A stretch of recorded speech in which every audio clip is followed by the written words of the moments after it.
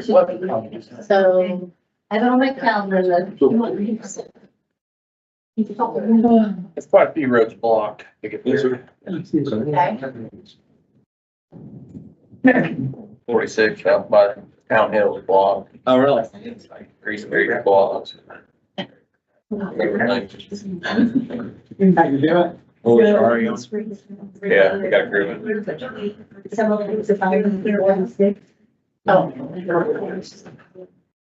Oh, I see it.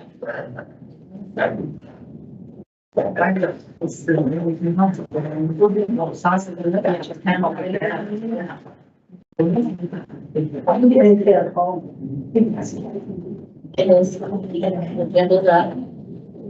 Oh, I like that. Hey, John.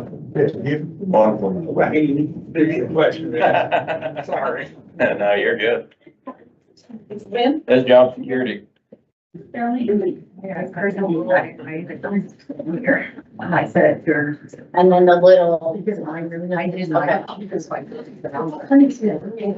already. I got mine in the. All the things that you're talking about. Sure. It's like. And then when I went here, I put that button.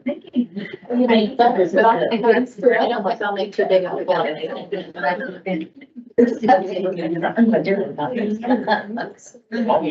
I'm good. Oh, you're. Okay. Can you go charge of your?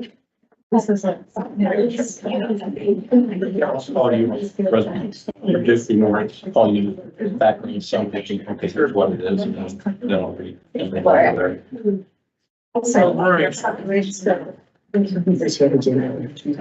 Okay. Yeah. Sit in your car. Is she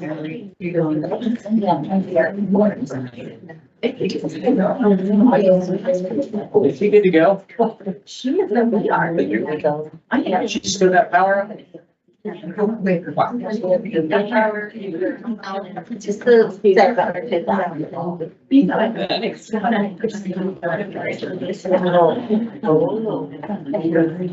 Does it go on? My favorite.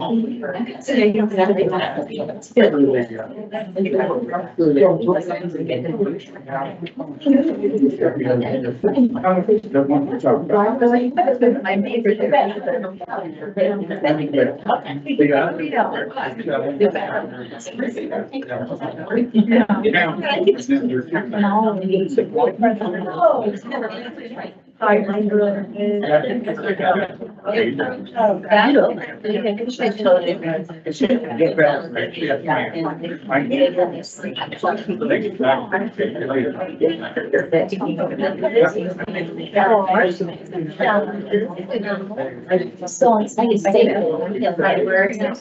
except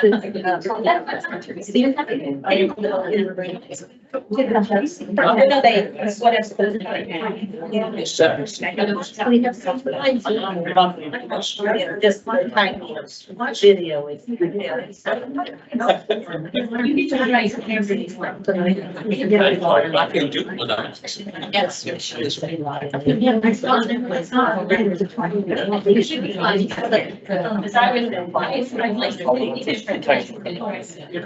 I'm there. I'm gonna do one in the direction. I got to see your head in, but today and get it in there. So they were somebody. Yeah. That's like. That's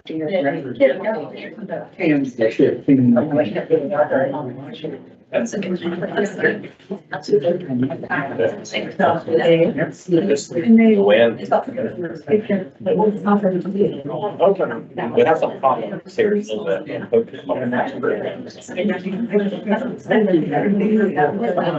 I can have just enough.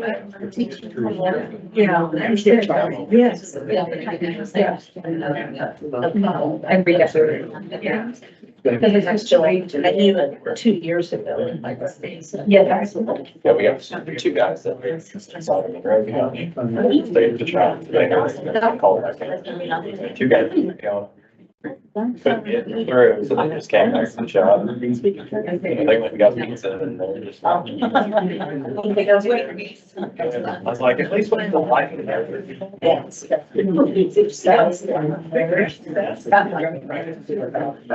Oh, I did not know that. Smart.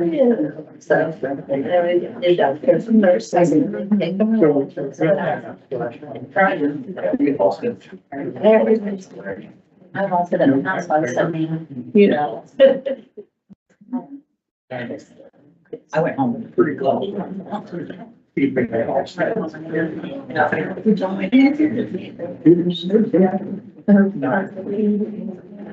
The 3 mills. Right. The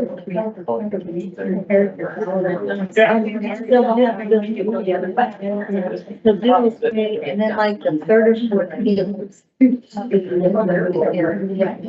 Why do you think one line, right? They have good, right? I thought. It's a precious. I should probably.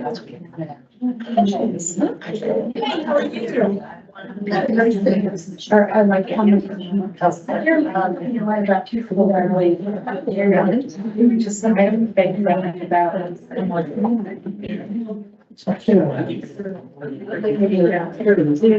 Will be August. I'm not sure. Leave it out, maybe, in order. Then it's going to be, I had the fun to come back home. That's a lot of people.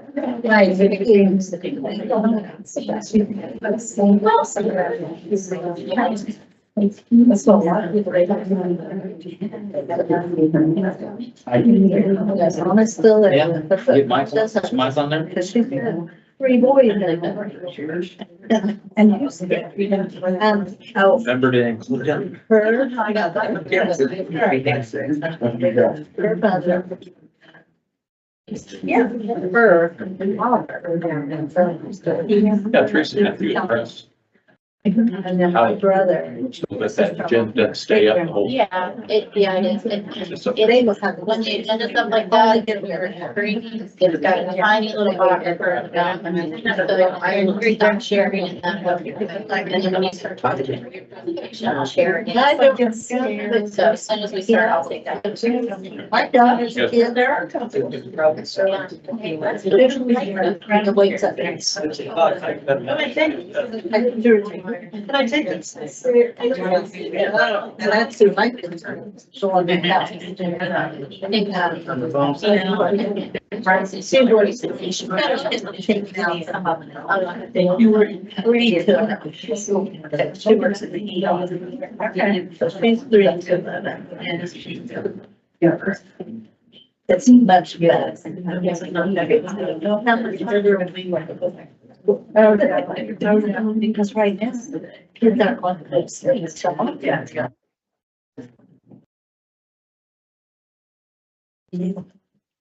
Really? Yeah, I read that. Yeah. That's it. Yeah,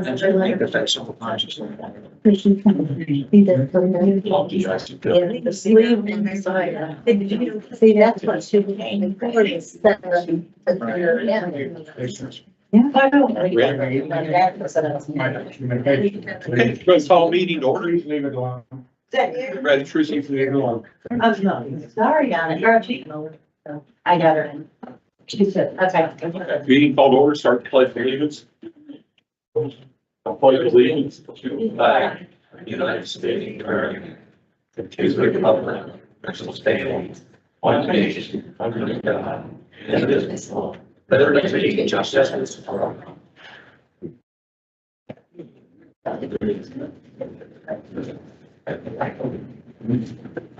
Okay, any additions to the agenda or changes?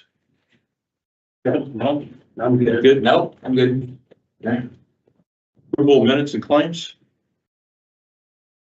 I'll make a motion to approve both the minutes and claim. I'll second. Roll call?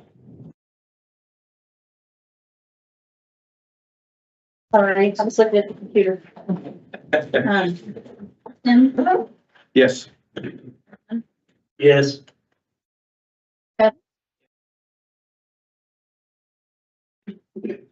Okay, new business, the health department ordinance food, we read it, first reading this last, meeting.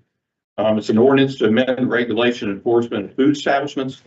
The ordinance number is 2025-06-18-000. These ordinances, we made copies available. We also posted on our website. We have a new documents page. So you can go out and look at the ones we did approve and the ones that are out there. And this, again, just updates the language. So this will be a second reading. Stephanie? Yeah, I looked through it. A lot of that was state mandated. I actually went and got my food license one time to try and do a food trailer, and it's a lot of work. And it's very important that these, since we're in the tourist business in Nashville, that the businesses keep up to code. So all I have to say. Yeah, and just a reminder, this is the first of a few. There's a spa ordinances coming from the health department. There's a change in fees as well. It's supposed to be coming. They haven't given that to us yet. So I'll make a motion to approve the ordinance as it is. I'll second. Roll call? Tim Clark, Yes. Ron Sanders, Yes. Kevin Patrick, Yes. Keep it. Okay. The next one is the redistricting ordinance of the county council districts. Ken, you want to brief that? We're going to have a resolution and two ordinances on this one. So, Correct. So there are basically three documents that we're looking at. Were basically provided in the last meeting. They were tabled as well. The first one is a resolution that addressed the changes to accommodate the necessary resizing of the council districts along with the commissioner districts. So the first resolution addresses some of the very basic information. The second one that will be read in here will address the commissioner districts themselves. And the third one that will be read in will address the council districts themselves. So that's the order that you have them in there. And originally I just thought it was for the county council, but now the commissioner districts are in there too. Yes, because basically it's required from what Mike Moga gave me. So we went back and confirmed that. And that's what was put in last time as well. So it's been in place. The difference between the council and the commissioner districts is the commissioner districts, like I explained last time, is a residential boundary. It's not an election boundary. An election boundary is only required for the council, and that means that we have to achieve a less than 10% variance on population in each of the districts in order to be in compliance with statute. all right, resolution of the Board of Commissioners of Bryan County, Indiana, establishing certain election precincts within Bryan County, Indiana. The resolution number is 06-18-003. Have a motion? I'll make a motion to approve. Second.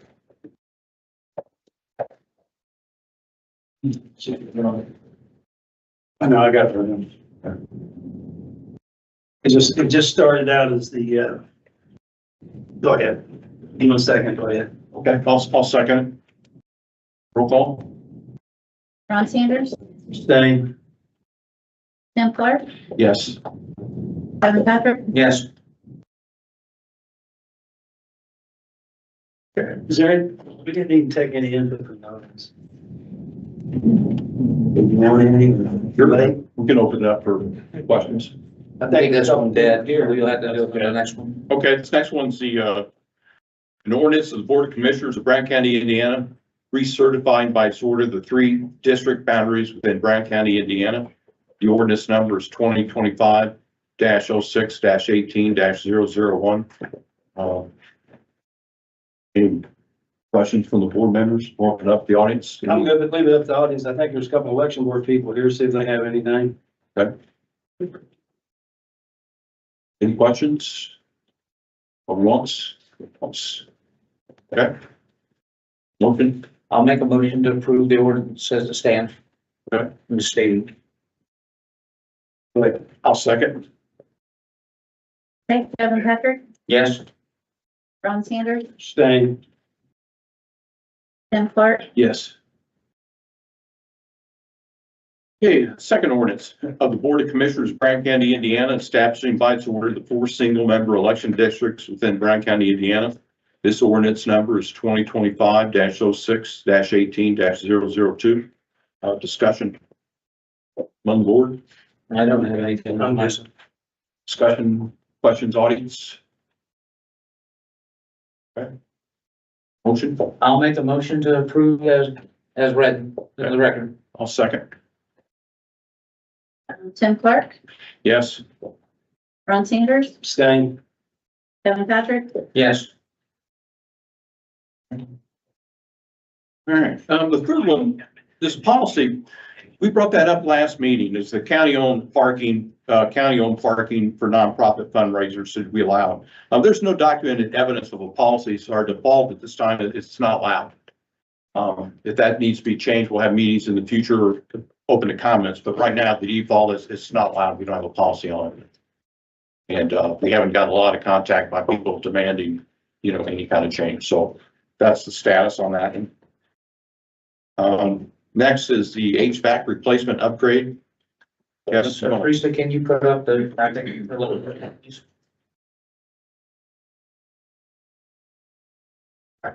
HVAC.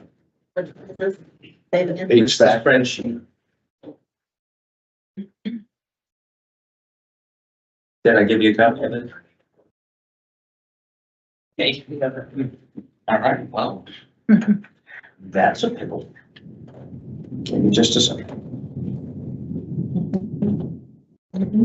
is it in our? Can I put it on drive that you can actually Yeah, reach? you put it in the commissioners, I can get to it. Okay, I'll just put it in the room.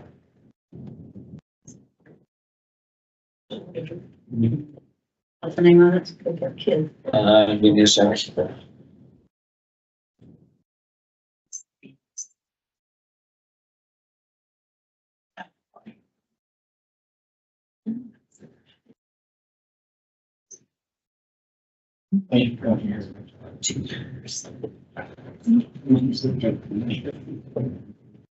Could be at the root. It's called Solid Waste HVAC Quote 2025.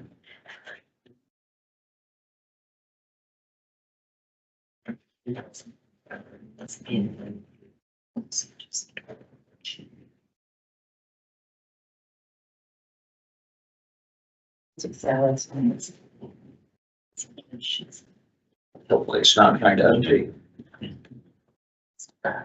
Okay, so earlier this year, we had a situation where we had mold and bacterial issues with regards to the health department as we went through the year. Not been much after a week or two after that. We found that we had similar issues in the solid waste and highway department. As we explained and signed earlier this year, we have an interlocal agreement between ourselves and solid waste. Solid waste actually owns our building or owns that building itself. And so in an interlocal agreement, we have an arrangements to where, based on the square footage of occupied space, we split the cost to run that facility. So in this process, you'll see down there, there's work details as it relates to what's going to be done in this quote. So there are going to be 2 new systems that are going to be replaced. There are going to be some actual ductwork that's going to be added because right now there's no return ductwork included with those systems that we have in place. There's going to be an installation in the main trunk. We're going to reconnect all the ductwork together necessary. There's going to be a 2-inch filter rack that's going to be providing better air quality filtration. And then there's going to be some scrubbers and things of that nature to add to take care of bacterial issues and fungal issues. So the top number, if you look at total HVAC cost, there are 3 quotes. HFI or Harold Fisher Incorporated is $41,250 to replace those systems. Liberty was, I can't believe it, came in at $30,535, and then Duke and Air came in at $54,369. So based on the requirement, we go with the lowest bid. So I'm requesting this evening that we award the bid to Liberty, and our portion of that $30,535 is $46.10. And that's a little bit. That is a little bit, yes. I'll make a motion.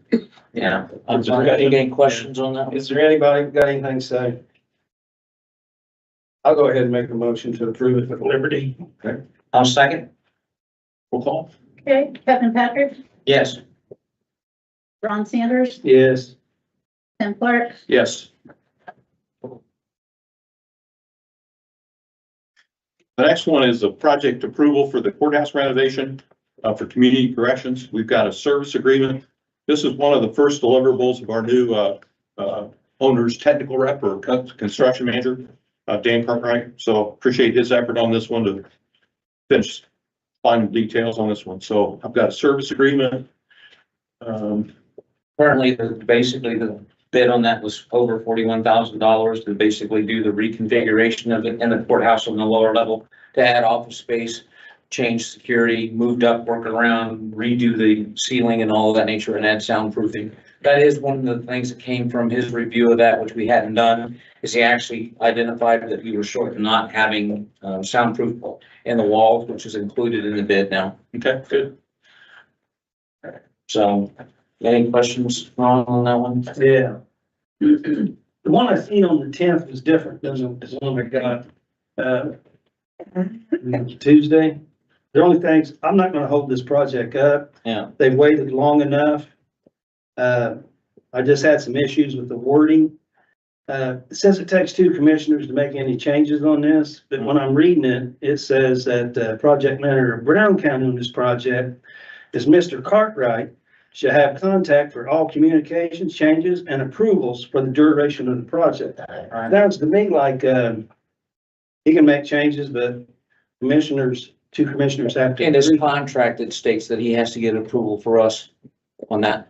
Another thing that I noticed in the back was, it says that, this agreement shall be signed on behalf of Brown County by at least 2 commissioners and on behalf of the contractor. It shall be effective as an effective date. I don't know that I've ever seen the fact that it says it takes 2 commissioners. I know that's the standard, that it takes 2, but I want to think this is, that's kind of unusual language in the contract. But, you know, originally, I mean, the price come in at 41,000. And I thought you guys was gonna work on it to see if you could get it down a little bit. Yeah, in his review, Yeah. basically came through and it met the requirements for the square. It didn't get any cheaper. I need that back. I'm sorry. It didn't get any cheaper. As a matter of fact, by using the, Dan, it's actually costing more. And I kind of got a little spooked the first week when I seen the bill was. At that rate, if he continues to bill like that, like he did the first week, that money will be exhausted in 4 months. Unless he curbs the hours that he's working. Remember, we have a not to exceed clause on this contract, Correct. and that money is not necessarily funded directly from the GO bond. It's also funded from whatever the commissioner's projects that we've gone through and identified for him as well. So it's split between the 2 funding sources. But that kind of spending, he could be making as much as the highest paid elected official in the county. Like I said, I'm not gonna hold it up. You guys go ahead and vote on it. It needs to happen. They waited long enough. Let's go ahead and get her done. Okay. Got a motion? I'll have a motion to approve the contract as it's written. I'll second. Roll call. Ron Sanders, Staying. Kevin Patrick, Yes. Tim Clark, Yes. Another service agreement for pavement, Country Club Road. Anybody want to brief on that one? So as everyone knows, in the last meeting or so, we've approved the replacement of Country Club Road, which is called Bridge number 20. That bridge is targeted for starting work in July. We got 111, sorry, not 20. I'm thinking Uber. I never get them right. Bridge 111, that's our superintendent's correct me on. So that basically means that the road is going to be closed towards the end of July is when we're starting, right, Eric? Mid-July, the July. And then it's expected that it's going to be closed for quite some time. So as we went through and then basically looked at the bypass that was going to have to be used, which is using Country Club Road, the latter part of it, to go back over to Oak Grove, if I'm not mistaken, that road is in very sore shape. It is barely passable, and with it being only 16 feet wide, we didn't want to take and put that amount of traffic on that road and put people at risk and having to dodge the condition that was there. So Eric worked through this with J.L. Harden. There is some split responsibilities in this, where the county is going to be covering their costs related to hauling the stone necessary to repair the base. It's not simply just going and putting asphalt down. There's actual base work that has to be fixed and all of that. So given that, the contract, the service agreement that we're looking at here covers a cost of $49,500. Any comment from the audience? I'll go ahead and make a motion to move forward with that. I'll second. Roll call. All right, computer glitch. Tim Clark, Yes. Sanders, Yes. Kevin Patrick, Yes. Okay, the next issue, next agenda item 25R, docket number 25RZ02, the petition by commissioners to rezone approximately 85.5 acres owned by Jimmy Tilton, William Jacob Capital LLC back to its previous version. It's been a lot of information, misinformation sent out from a lot of different areas. Wrote a letter to the Democrat June 11th. I've got copies back there in the table if you're interested. Clears up some of the issues. I've got extra copies up here. Let me explain the rules on the public comments. We open up for discussion. You're invited to come up, state your name. You get 3 minutes for folks representing bigger communities, a little longer, maybe a little longer. And then you'll state whether we'll start with those for the petition to reverse and then followed by those that are against. On sidebar conversations, kind of keep those quiet if you would. If it gets too bad, I'll just stop the meeting and ask for a pause. But the sidebar conversations are kind of distracting. They're picked up on audio, so I'll be careful on that one. And then just be civil. I think this is the 6th meeting on this particular topic. And folks have been civil. There's disagreement, a lot of clarity on these particular issues. Agree to disagree, and welcome to America. That's what we do here. Does anybody want a copy of the response to the paper? It's back on that table. And there's extras up here. Okay. So we'll start with those in favor, and I'll start off with a short presentation. And in this presentation, I include 2 categories. It's really, I give you the context on zoning, which provides a bigger picture for this particular project. And then I'll walk you through the timeline to bring you up to date on how this thing proceeded. So Teresa, can you bring? yeah. Okay.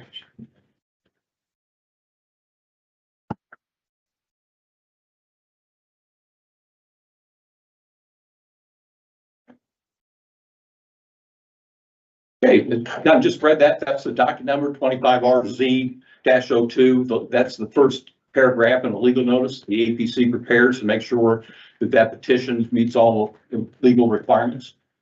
Next slide, please. This is a key slide here.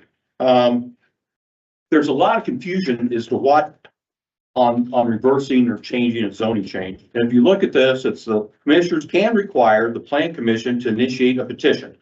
And that's IC 367-4-602. The petition does not need to come from the owner. The plan commission prepares the legal notice. And then the IC 3674-602, zoning ordinance procedure for adoption of ordinances, amendments, and map changes. The 3 options here. The proposal may be initiated either by the plan commission or a petition signed by a property owner who owns at least 50% of the land involved, or under the advisory planning law or the area planning law, any participating legislative body, that'd be the commissioners, also may initiate the proposal and require the plan commission to prepare it. And that's kind of what we did. Citizens, not landowners, can also request a change through their legislative body or through the plan commission, but cannot initiate a petition. So any citizen can ask through their representatives, the plan commission commissioners, to initiate a petition. This was new to the county. It's a new precedent. The APC members were surprised by it. A lot of various people didn't know these options existed. The IC code was briefed by this IPC code was briefed by the APC attorney at March and April, and some heard the message, some didn't. There was some confusion that people thought, well, it wasn't right that you can reverse a change made by commissioners. Well, that's state law. That's not county ordinance. That's a state law. So the issue was, is state, not county. And so we had some debate on that one, agreed with the state law, didn't agree with the state law, kind of outside the pay grade of the folks discussing that. The APC prepared the petition, and you don't need property owner's permission.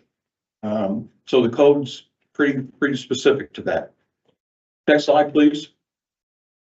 On context for property and zoning. Which one? 1 of 3? Yeah. Yeah. Zoning, the intent is to protect property values, quality of life, provide economic sustainability, predictability. A comprehensive plan is required by statute to allow for zoning. Okay, and the common you hear, I've heard this at different meetings from different folks. They said you should be allowed to do anything you want with your property. It's fine. You can do that in any county with no zoning ordinance. That's not us. Okay, so the common practice typically that I've seen in meetings when someone wants to change its zoning, before they buy the property, they make it contingent on a zoning change. What that does is assess the acceptability of the change to the surrounding property owners, minimizes risk, assesses market value, and prevents perception of political influence. That option wasn't chosen in this one. It's a private transaction. The Brown County Comprehensive Plan provides guidance. It's the voice of the citizens, neighbors, as to what they want and do not want in their area in the county. And we're working on, the APC is working on a new comprehensive plan, and they're going to present that June 24th meeting. I suggest people attend. Again, that's the voice of the citizens, what we want and not want. 2 to 3. This comes up, and I guess this is a concern for commissioners because we end up making a final decision on these zoning things. And so I ask people, do you know how your property is zoned and what can be built in your area within the county? This is probably the first conflict we've had among commissioners when we had somebody living in a residential area and didn't realize he lived in a lake district that puts you in an accountable business district, which allows a lot more properties, different types of zoning in that district. So he didn't know. Residential is residential. He wasn't expecting a commercial-like property to move in next door to him. So we had a little disagreement on that. And the issue is, it's not so much, I think, fell within and we voted for that. 2 of us, Ron disagreed, but the other issue is precedence. If we do that, what impact does that special exception have? Was that a unique situation that applies everywhere or just to that particular thing? And we kind of concluded it's that particular thing, but there's no way to document the justification for the decision. So that's something we can fix. So the framework is really need zoning maps, districts. Districts have zones, allowable uses, special exceptions. And our maps now are paper. We need to move those to digital. So we're looking for the funding to make that happen. And then the information provided in the Brown County zoning ordinance. And I know that's boring when you look at zoning ordinance, but I tell you where it really gets people's attention is when you change something in somebody's area, then they pack the room. That's when you get their attention. And so that's the kind of thing that we want to at least make people aware of and provide a lot more education on what zoning can and can't do. And again, the responsibility of county government informs citizens and how their property area is zoned, to identify possible allowable uses within those zones and districts so there's no surprises, and then explain the process and criteria that would be used to decide on changes. And that's something that we can work to improve. And again, we'll roll out the comp plan and reinforce some of these points. On this next one, what I did is when I briefed at the April 22nd APC meeting, they wanted more specifics when it comes to the criteria. When these zoning changes are introduced, we have IC 36-7-4603. There's 5 criteria that have to be considered in a change, and those are read off at the beginning of the meeting. And then when you look at the comprehensive plan, we have 4 key elements in the comprehensive plan that has to be considered also. And if you look at those, what I introduced was a weighted decision matrix. We identified the criteria, rate the value of that, on a scale of 1 to 5, maybe they're all the same value, maybe you want to scale that, and then you kind of score it. The key is on scoring, if you run from a 1 point to 50 points, you've got that wide variation, then you start asking questions, why? And that gets back to the description of this criteria. And so what I introduced back in April is additional subset of 5 additional descriptions of each one of these categories. The point is there's a wide difference in how we're scoring these or how we're reading them. Then we've got to go to more detail. That takes you to comprehensive plan. If it's not in the comprehensive plan, we need to make some changes. It's just not a stable document. So it's a more of a robust, objective, rational process to go through. Right now, different people interpret these things different ways. And so you can get wide variety on how these things are interpreted. So again, that's a future introduce a tool that may help resolve some of that. On the 3 of 3, property rights, local politics always plays a role. It's zero sum. We've got competing interests and agendas, and I've attended quite a few of these, and it gets pretty interesting on some issues. 2 or 3 commissioners can approve or reject changes despite the recommendation from the APC. On that internally lighted sign ordinance, that was advocated by a commissioner. The APC voted unanimously 7-0 not to recommend approval. Their major reason was it wasn't enforceable, and then that was approved by 2 commissioners.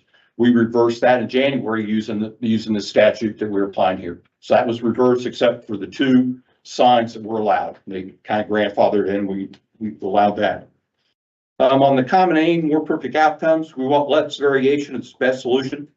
98% of performance is determined by the system and process, and ours can use some improvement, and this particular project is a pretty good illustration of that. Do you have conflict? Do you have a slide to bring up? Yeah, that's 3-3. Still on 3-3. Yep, common aim. And then the closing arguments, what we're doing here is I'll give you a summary. I'll go through the timeline, give you a little history on where we've been on this thing. And it's kind of a summary. But yet, if you think of critical thinking, think of yourself, we all have a responsibility to serve as a jurist is called. So you look at the law, you look at the facts, you look at the evidence, the pros and the cons, make a decision, and then those could always be appealed and result in another decision. So what I'm going to do is summarize the timeline, and it provides the supporting detail. Okay, 105. Yeah. Timeline. This agenda, reports, minutes, audio, it's available on our website. And the APC does a phenomenal job of posting those. If you want to look at the minutes, listen to the audio, it's all out there. The first meeting on the change was October 22nd, 2024. That's the APC's first meeting. The decision was tabled. There was a request for more information by APC members. There was opposition by the neighbors. And so the request was to provide a site plan, which Mr. Tilden agreed to do. That was introduced on November 19th at the second meeting. Again, you had issues on, you had the pros and the cons. You had, they had a vote of 4-3 not to recommend approval. There was 156 signatures that opposed it. Max attendance and participation at the public meetings. And again, audio is here on that one. 4-3 not to recommend approval. Go to 2-5. December 4th, the commissioner meeting, they approved 2-1. Pittman and Wolpert were voted yes on that. And Ron, I think you were abstaining or. I think I did. Okay, or no. Again, you look at these agenda minutes, audios, this was December 4th. Once those projects were introduced, those had to be reviewed by the BZA, and they weren't going to meet until January 29th. So the commissioners didn't want to delay that vote, didn't want to consider the changes that were being made to not only the national comprehensive plan, but the counties as well. On our first mail, I think in January, we received a lawsuit from folks that were opposed to the change, the decision to vote for the change. So we had the executive session, and then on the legal aspects, and then later we considered it, looked at options, looked at the new laws, or looked at the laws, and decided to petition the APC to reverse the rezoning. Ron and I signed that proposal. Again, that was published in Brown County Democrat on January 20th. And again, the document 24/02 assigned by the APC, that was moved from February 5th to March 5th. And that was in coordination with the county and APC attorney. Again, they both had oversight throughout this process to make sure everything was right and legal. On January 29th, the Board of Zoning Appeals had a meeting. The introduction of the private recreational development and a travel trailer park. Neither project was approved. And again, these projects were the basis for the zoning change. On the PRD, that was too vague, no specifics presented to help the BZA assess the overall impact. And the travel trailer park was not allowed in a floodplain district, and that was withdrawn by Mr. Hill before the vote. On 4-5, March 5th, commissioner meeting, commissioners voted 2-1, reimbursing the petition to reverse the zoning change. The yes votes were Ron and I.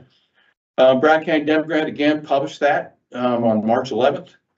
The APC then prepared a letter. The APC prepared a letter and legal notice that was sent via certified mail to 99 residences.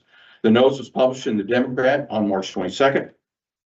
The APC meeting on March 25th, that decision was tabled. That's where the issue came up on what the commissioners and other people could do and not do when it comes to the change. So they didn't understand the law, even though their attorney read it to them. They didn't understand how the commissioners, how a decision could be reversed. And so they wanted more information, and that was kind of funny. And when he asked what information you need, well, we don't know. So it's fine. They wanted a little more information out of the commissioners, and I agreed to do that. So it's tabled. That's in April. Well, that's March. 5:05 APC meeting on April 22nd. This was the final review of the process, introduced the weighted decision criteria and examples, more explanation of the criteria. And again, to summarize, APC voted 4-3 not to recommend approval on November 19th. The BZA didn't approve either project on January 29th. On the vote on April by the APC, they voted 3-3.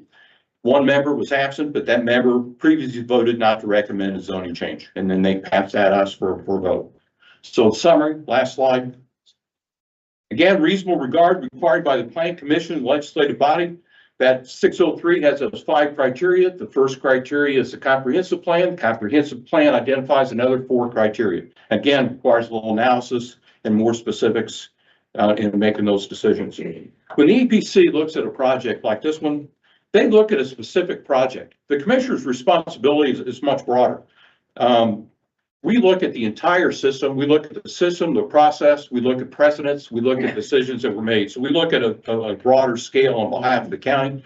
Now, we looked at both requirements on the IC, references, meeting agendas, minutes, transcripts, reports, audio, legal, all that's posted on the website. And then we introduce opportunities, the weighted decision matrix, for example, another way of defining that criteria so we can get a little closer, reduce that variability, in decision making. So on the commissioner's motion, a petition today is to reverse the rezone. So we're going to start with the public discussion. Back to the rules, we'll start with those in favor of the petition to reverse the zoning change. You're invited to come up, state your name. You're allowed 3 minutes. And again, larger people represent larger groups. Spend a little more time. And then the commissioners, you heard my time, and then Jimmy Tilton have the same amount of time to present his case as well. Again, for reversing. You want me first or last? Yeah, would you? First? Mhm. Okay, so that was a good timeline of how things happened. I don't know what else questions you guys may have for me. I prepared the certification. You guys got that on April 24th of 2025. Now it's on. Certifying that at a meeting on April 22nd, the Brown County Planning Commission considered a petition docket number 25 RZ02 by the Brown County Board of Commissioners to rezone the property that we're talking about here from GB and floodplain to secondary residential and floodplain. The commission, after the tie vote, then voted again, voted 6-0 with 1 member absent to send no recommendation at all to the commissioners. Other than that, do you guys have any questions for me? No. Thank you, Ken. Okay.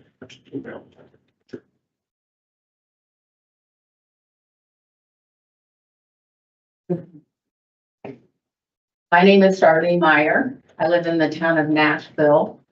I've been representing the Edgetown Condo Condominium Association and their residents, many homeowners who support reversing the Tilton property back to R2. So I would like to allow a few extra minutes. Before coming here, I prayed that no matter what the verdict is, that we all accept it and we move on, because it's been a long journey. So why are we here? For many of us, this is about righting a wrong. The previous commissioner should have listened to the APC's negative recommendation to change the zoning from R2 to GB. Past commissioner, like Walper, should recuse himself for his biased, unprofessional behavior. Past commissioners should have listened to Dr. Christy Crandall. She's a hydrologist that lives in Brown County. She spoke against rezoning the property to general business. She stated weather patterns have and are changing, resulting in more flooding. This happened April 3rd. She warned it will likely happen again, and she was correct. Dr. Crandall couldn't be here this evening. I did go back and look over some of the meetings, and I showed her what I'm gonna speak on her behalf tonight, and it's always taken from these prior APC meetings.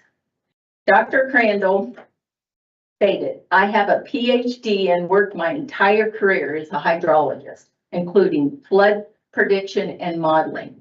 I spoke before on this issue. This floodplain happens to abut the town of Nashville, 100 houses, properties, and businesses. And anything you do to that floodplain is going to push the water toward Nashville. There's hills on both sides of the floodplain.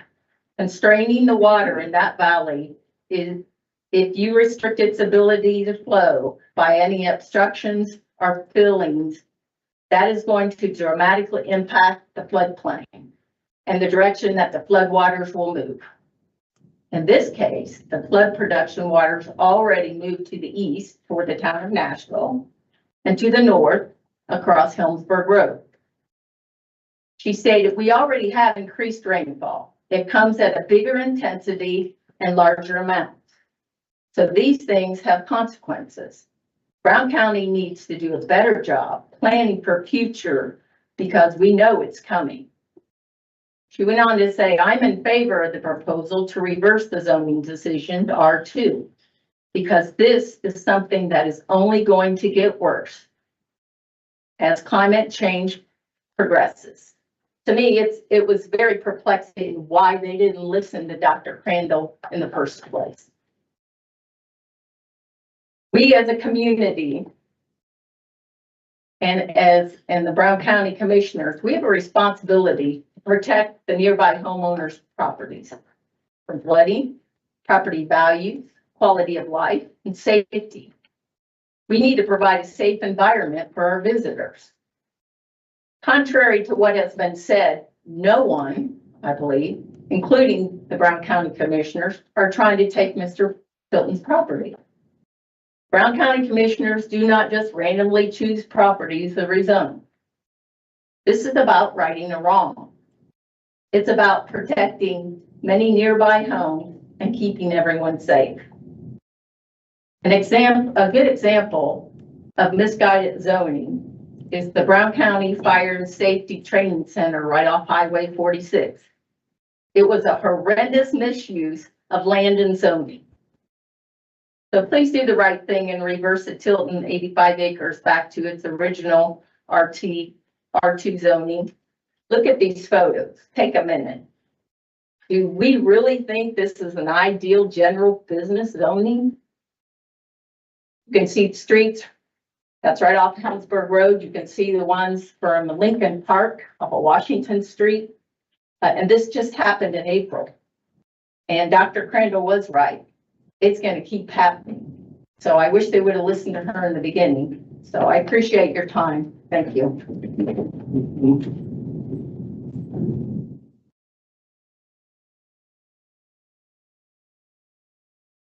You hear me? My name is Lance Miller, and I'm actually a member of the town council. I'm missing my meeting. I'm going to be late to it because I was supposed to be there now, but I feel like it's important for me to come here as a Nashville town resident and speak about my experience living in a residential area next to a planned development. I do not speak for the town council in any way, and I am not here to speak against or imply any wrongdoing or potential wrongdoing against Jimmy Tilton. I serve on a board with Jimmy, and I enjoy doing so. So it's nothing about him. I just want to share with everyone that at a zoning meeting, much like this, approximately 8 years now, one of the owners of the development responded to a question about live amplified music, saying there were no plans to have music at this location.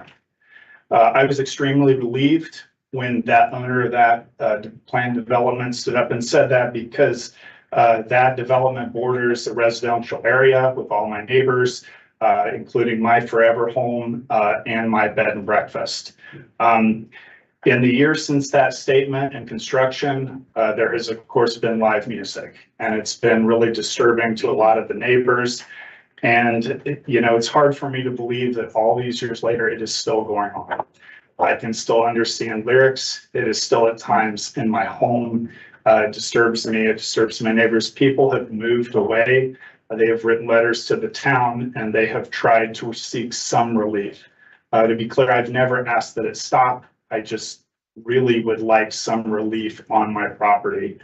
My contact, they have given me a contact to help with this issue, is now telling me that he has to play it louder to put on a great show. The musicians want it louder. It's hard for me to believe that we came this far from that meeting where it's not going to happen to now, the musicians are going to set the volume that I enjoy on my property. I could stand up here and talk about this for quite a while, but this is really not about me. This is really just to share my experience. And it's about those that live around this proposed development. You need to understand that if this remains general business and the development moves forward, you are on your own regarding any disturbance coming on your property. In my experience, any statement or promise made at a meeting like this does not matter. And it will be up to you to fight with the owners, commissioners, council members, law enforcement to defend the peace, comfort, and resale value of your property. The neighbors surrounding this proposed development are in a no man's land of noise enforcement. There is no specific ordinance in the county. So are you going to get help from the sheriff? And if you live in town, the development's in the county. Is the town law enforcement going to help you enforce the town's ordinance? Yeah, I think you need to wrap it up. Yep, I definitely am. This is my last sentence. If you remain in GB, I wish everybody living in the area the best of luck and sincerely hope that your experience does not mimic mine. Thank you so much. Hello, my name's Michael Tetrick. I have a house on 912 Jackson Branch Road. I am in support of keeping the zoning as it is, and for a few reasons. This section is for the folks that support the reversing the zoning to general business. This is taking it back, yeah. So I have to wait. Pardon? I'm sorry. Yes, okay, I misunderstood. You're all excited. I'm ready. I'm ready. I got you. That's good. Here. Rick Patrick, West Main Street. I'm in full support of petition 25-RZ-02 to rezone the 85.5 acres back to R2. Our neighborhood of 100 homes in the immediate area have been here for 30 plus years and need to be protected from inappropriate rezoning and irresponsible development. I've been a small business owner for over 40 years. I'm pro-business. I'm also a strong proponent of an individual's property rights, so long as those rights don't infringe on the rights of others. I don't support the newly applied GB designation of this 85.5 acres and its ramifications for the adjacent property owners with their pre-existing R2 designation and the implications for extended general business development all along Helmsburg Road. Unlike many of us affected property owners adjacent to this 85.5 acres, folks in attendance tonight for the first time or who have attended sporadically over the past 8 months may have their understanding of the situation clouded by rumors spread by misinformed parties or social media postings, or through the distortions put forth unwittingly or through design by Jimmy Tilton via his words and petitions. On Thursday, May 15th, I spoke with Jimmy outside Bear Hardware, where he was seeking signatures for his petition against Commissioner Clark. Jimmy stated Clark was attempting to take his property, and if it could happen to him, it could happen to anyone. I replied it was my impression his concerns over Clark's alleged designs on his property have been addressed and put to rest at a public meeting where we were both in attendance. Jimmy suggested that rezoning back to R2 could potentially open up the property to residential development. I replied, we both know that isn't true, and I feel your statements and petitions are both misleading and fear-mongering. Jimmy told me his intentions were good. I replied that may be true, but there's no guarantee his heirs or future owners of the property will share his vision or honor his good intentions, and the GB designation can be problematic for adjacent homeowners in the future.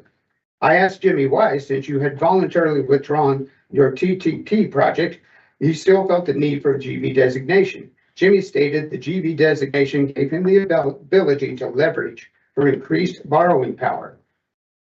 On Sunday, May 18th, I returned to Bear Hardware. I told Jimmy another of my concerns with this GB designation was the potential to open the entirety of Helmsburg Road to general business. He asked, wouldn't that be okay? It's a main corridor and it could raise property values. Isn't that good? 30 seconds. Okay, I replied, 3 cents. I replied that if I want to live on a road among businesses, I'll reside over along Highway 45, 46, or 135, or move to Columbus or Bloomington. I reminded Jimmy he'd spoken publicly about his desire to maintain the existing way of life here, and I was of the opinion his GB designation runs counter to his stated desire and set a bad precedent. Jimmy and I had a civil conversation and shook hands before parting ways. Thank you.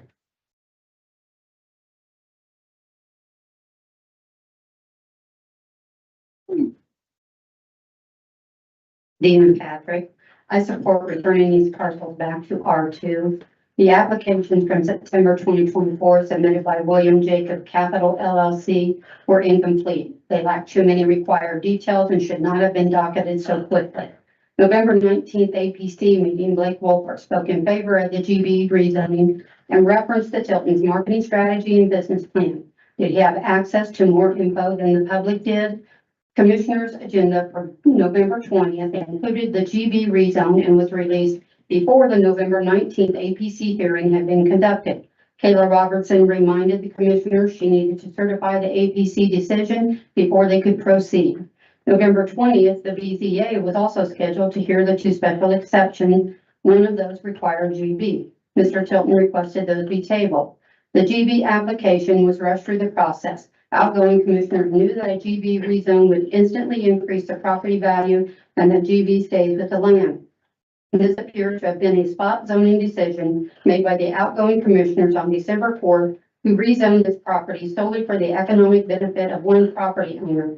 That type of spot zoning is not legal because it does nothing for the public health, safety, and the overall community's well-being. They ignored the overall intent of the comprehensive plan and the overall goals. Goal number 7, to consider the impact of changing land use development on adjoining landowners. Not just the impacts today, they did not consider future impacts, which is the intent of the comp plan. Jimmy Tilton approached me at Bear Harbor on May 16, and when I asked him what he could do with the land under GB given flood restrictions, he said about the only thing he could do is have a roadside produce stand. The land is currently being farmed and the real estate taxes are $1,600 a year, but they have the advantage of borrowing money, leasing the land, or selling parcels under the GB designation. Jimmy also told me, quote, if I can't leverage my farm, you take money off the table that could be used for other things. So the farm goes down in value. Now I have less assets to take to the bank to say, hey, I want to build apartments for housing on another property, end quote. The GB rezone application for William Jacob Capital LLC was for the specific 85.5 acres. Zoning changes are to be based on the impact to public health, safety, and the overall community's well-being, not an individual or a company's financial situation, not for the ability to leverage the farm for other things. Is leveraging the farm for borrowing power why this LLC did not submit all the required checklist items for any of the applications. The loan document default provisions for 7 parcels of the 85.5 acres are quite extensive. If William Jacob Capital LLC leverages the farm and the bank exercises its rights to any of the default provisions now or in the future, consider the impact to the adjoining landowners under GB zoning as those parcels could be sold or developed separately. Thank you. Thank you.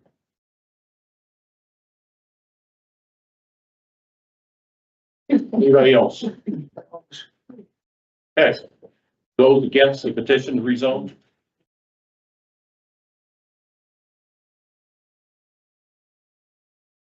Good evening. My name is Heather Lacey. I'm an attorney with Mallard Road Plummer, and we represent William Jacob Capital, the owner of approximately 85 acres located at 279 West Main Street here in Nashville.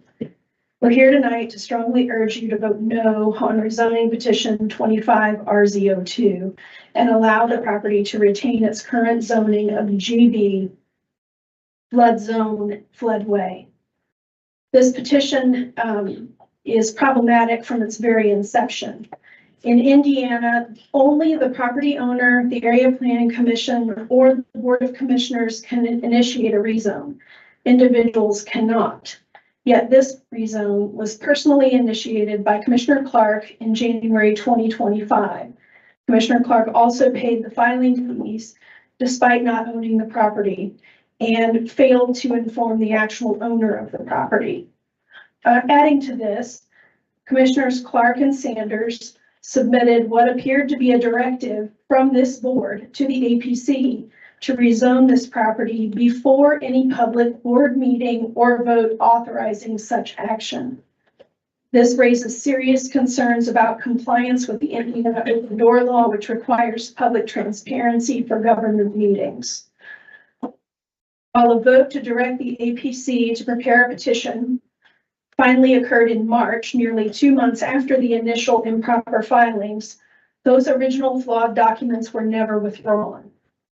The property owner was never officially noticed regarding this rezone petition. They only learned about the petition by chance when a friend mentioned that they had seen it in the paper. Furthermore, the public notice in the paper was flawed because it did not properly identify the parcels involved in this rezone. These are not minor oversights. They're serious violations of due process and property ownership rights, hindering our clients' ability to meaningfully participate in this process. Also important to acknowledge Commissioner Clark's efforts to drum up support for this petition outside of official channels.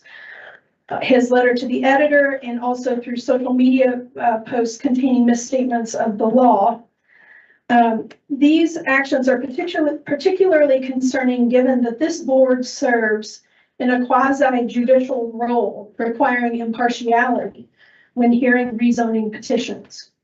We would respectfully request that Commissioners Clark and Sanders recuse themselves from any deliberations or vote on this petition because Commissioner Clark initiated this process and presented the petition to the APC. He also made the presentation this evening regarding the petition, and that compromises. 15 seconds. I'm sorry, I would ask for additional time.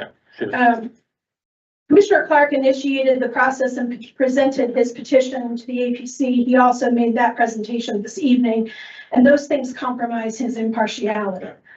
Commissioner Sanders has recused himself in the past, which we believe arises from a perceived conflict of interest because his wife rents property from the Tilton family.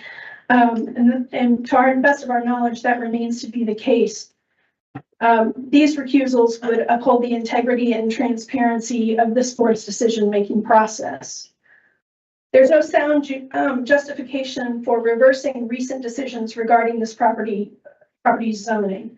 Land use decisions should be based on sound planning principles, adherence to the comprehensive plan and current community needs, not on attempting to undo prior lawful legislative actions based on a difference of opinion.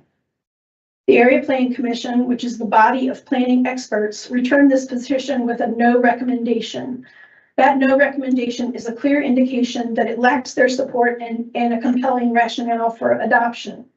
There's been no evidence presented demonstrating how rezoning this property to R2 meets the statutory criteria outlined in Indiana Code 3674603, nor any compelling change in circumstances since the property was lawfully zoned GB.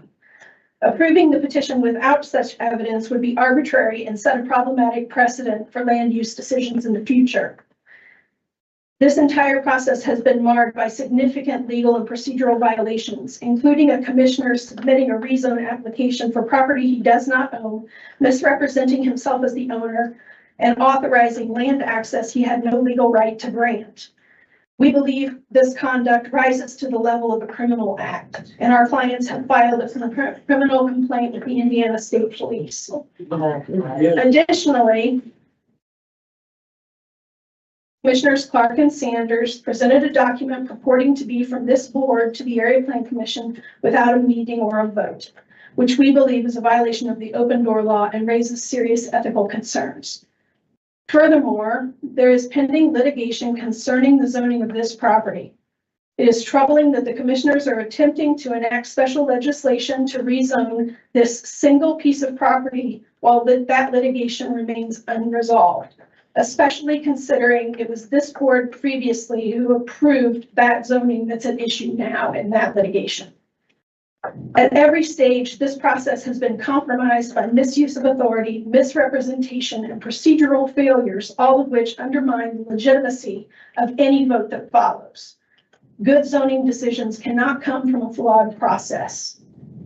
If a rezoning can be initiated under false authority without the proper notice and without the property owner's knowledge, as in this case, then it can happen to anyone.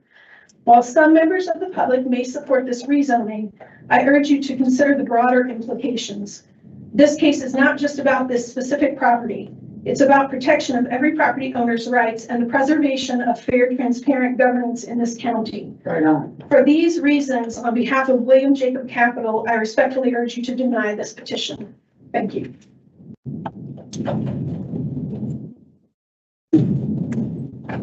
I think I'm good now. Yeah, my name's Michael Teacher, come from here in town, 912 Jackson Branch Road. I lived there as a boy.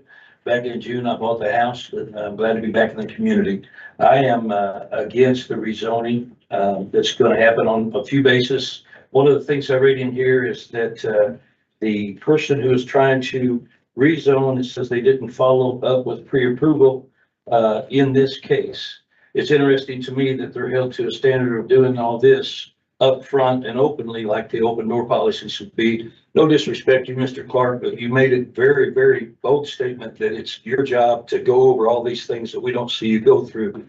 As a commissioner, you can do all of those things and give us the assurity that you dig in that deep and still yet file papers with your name on them and pay a fee that you paid for yourself. I think that is a very divisive thing that needs to be looked at probably more intently. I'm very thankful you have a board that wants to catch your back on this and say that, and that's good to have good friends. But I think that if you're that diligent to do your job, that wouldn't happen in the first place. Secondly, a comprehensive plan. We need to look down the road. I'm of the opinion that the frog gets boiled if you put it in water and you let that water just boil very slowly. It's going to die. What's happening right now, maybe not known to everybody around here, but we're talking about annex and Jackson Ranch Road, I'm told. If that is not the truth, I do apologize for bringing that up. But with that being the case and comprehensive place being in front of us, I think that this is all probably some cue to further an agenda that we don't see as town property owners. It is our property. We should get along. We should work and compromise together to accomplish that task. The pictures we've seen on here of a flooded road down here, that's not Mr. Tilton's problem. That's not the people on this side's problem. It's the Nashville town citizens' problem. And that is something that the commissioning board needs to address without that property or this property involved, because that's a problem.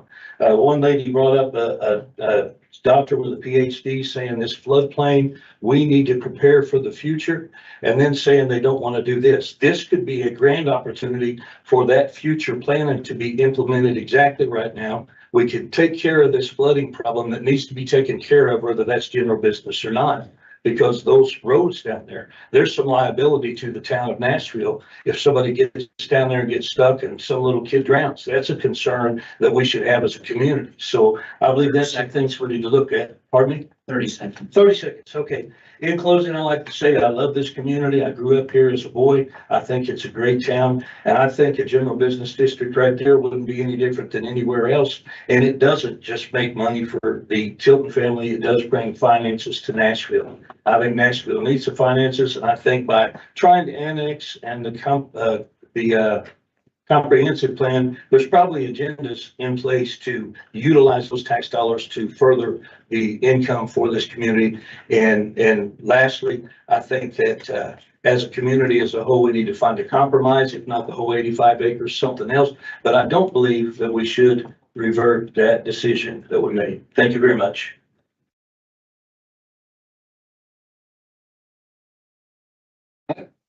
Greg Taylor, live in town in Nashville. I guess I'm a little bit appalled that, I'm a property rights advocate. Jenny owns this property and you're trying to basically take away his rights to his property, how he wants to deal with it. I'm glad that he took away the RV idea. I wasn't fond of that, but that's okay. That's his right. So, but I'm amazed that, if a commissioner would decide to, let's say a commissioner has a business and he has a competitor that has the same business, what's to stop him going to another commissioner? It only takes two. What's to stop that commissioner from saying, hey, I don't think his business over here needs to be zoned the way it is, and we'll just knock him out of the ballpark. Now you've knocked out a competitor because you can control this property. That makes no sense to me at all, whether it's legal or not. That is not correct. That's and as far as Tim signing as an owner, I saw that. He wrote a check as an owner, as an individual. He signed it as an individual, not as a commissioner, as an individual. And I understand that the county reimbursed him back that money. I disagree as a taxpayer. We should never have reimbursed that money back. Now, the people who are for this want to pay him back his money, that's fine. Let them do that. But not the county. The county should not have reimbursed that back. As a taxpayer, I disagree. And I hope that you guys will consider letting Jimmy have his general business, keep it as is. And thank you.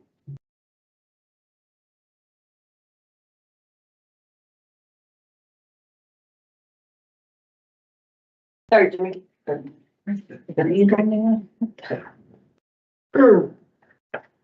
My name's Sherry Mitchell. Tim, you had right to get your money back. It should have been a county expense, so you shouldn't have to pay it at all. If she's right, and you guys are even remotely treading on a due process claim, please stop what you're doing. Please. Because it can get really expensive when you start messing with constitutional rights. I don't want Jimmy to build a cotton picking thing on there. I don't think that you can afford it as far as flood. I think she's exactly right. It will dissipate out into the community. But if you are even treading close to that edge, please stop and do this correctly. Thank you.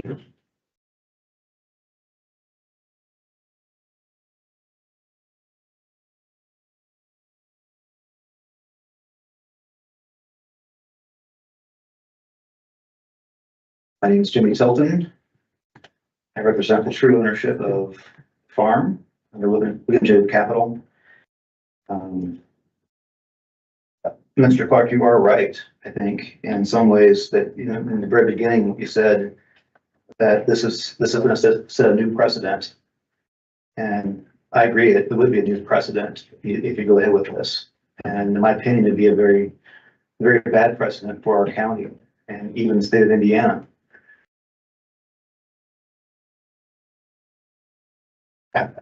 How do you expect to get an owner's consent if you don't ask them first? I don't see how it's possible. And we weren't asked.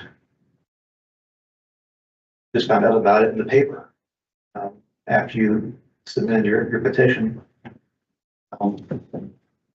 I just feel we've been left out of the process from before the beginning of it. And I've been waiting a very long time to talk to you guys about it. And I just feel left out.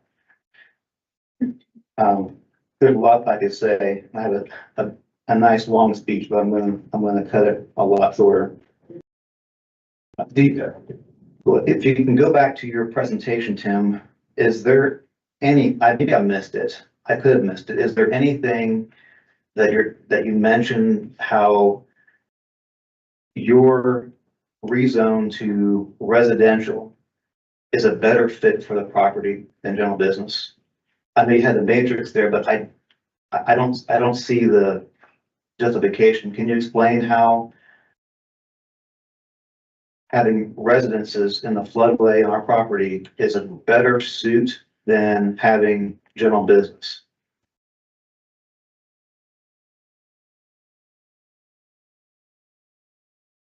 That's not part of the discussion.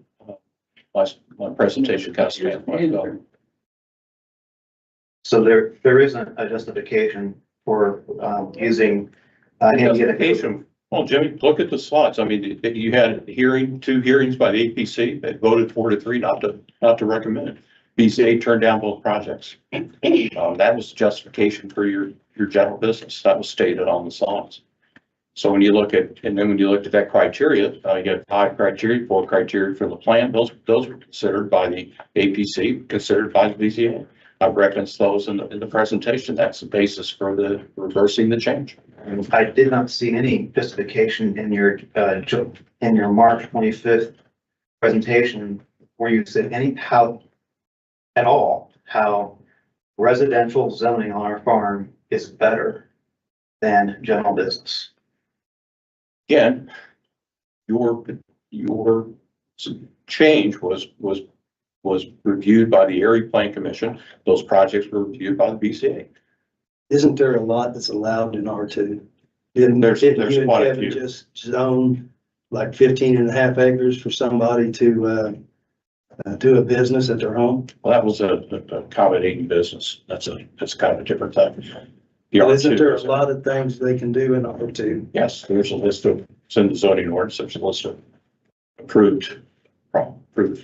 So you're using correct me if I'm wrong at any point, please, but you're using a couple things as justification. I guess that's better to have residential than general business. You're saying that you agree with the vote on the APC last year. Is that correct? Is that part of it?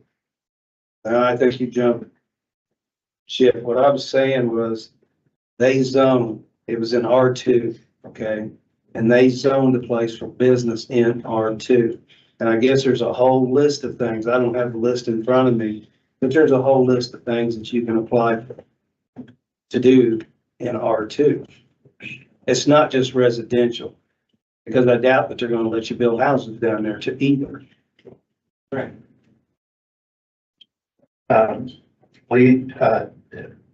It was mentioned previously that you agreed with Tim agreed with the vote at the APC last year. It was a 4-3 vote against our general business. In the last APC meeting discussing this, it was as Killa mentioned, it was a 3-3 vote. 3 for it, 3 against it. And then you mentioned the other vote that wasn't there, voted against us last year, correct? That's what was stated on the slide, that's correct. That individual stated publicly at the March 25th meeting that she was opposed to your petition. Even though she was opposed to mine last year, she's also opposed to yours. So if we're being honest about how the members of the APC feel, it would have been a 4-3 to vote against me and against you. I suggest you look at the full context of her statements that she made during that process, including the audio. She was against mine and against yours. So it would have been a 4-3 against mine and a 4-3 against yours. She wasn't there when the vote counted. She wasn't. She was. But She was she was not. She was there at the March 25th meeting, and she's publicly stated that she was opposed to both mine and against yours. So that is not an overwhelming favorable recommendation. In fact, there was not a favorable recommendation for your petition. So if you're using the APC as a reason to pursue the rezone, that's really not a good reason, in my opinion. Another reason I've heard, and you please correct me if I'm wrong, but the response from the public, you mentioned there's like 150 signatures, petitioners. That was mentioned by the president of the APC. Yes, I believe there's roughly 150. It might have been a little bit less, maybe 147. 150. Close to 150.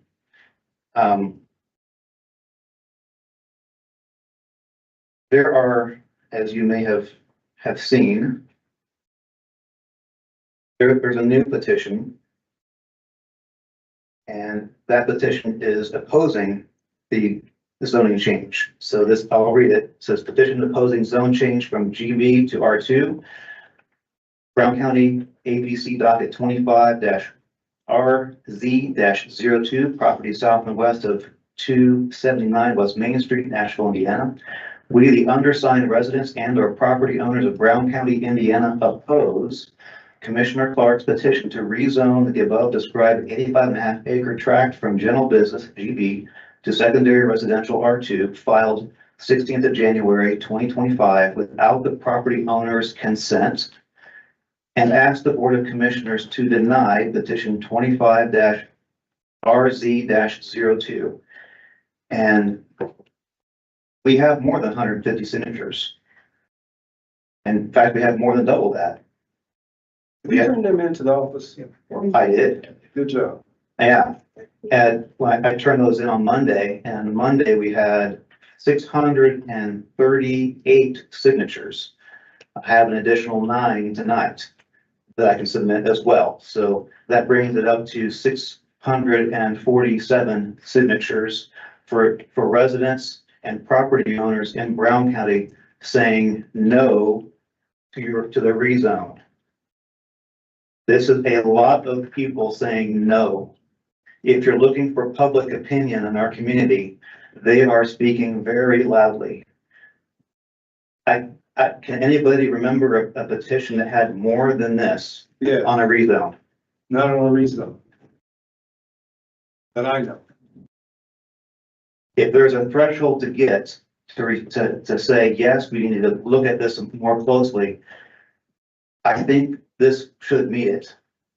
And I think you mentioned that in the March 25th meeting as well, that there probably should be a threshold, and you were mentioning that the 150 signatures were very significant. So Now, you're saying these are Brown County residents? residents and Property owners or what? residents and or property owners. That's how I stated the petition. Okay. That was his verbiage. Well, yeah, I got that earlier. Yes.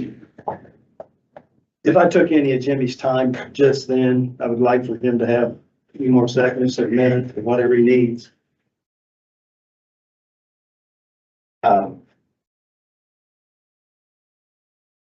I think our attorney summed up most of the deficiencies, if not all of them, very well. I do have, I'll just sum it up at the end here.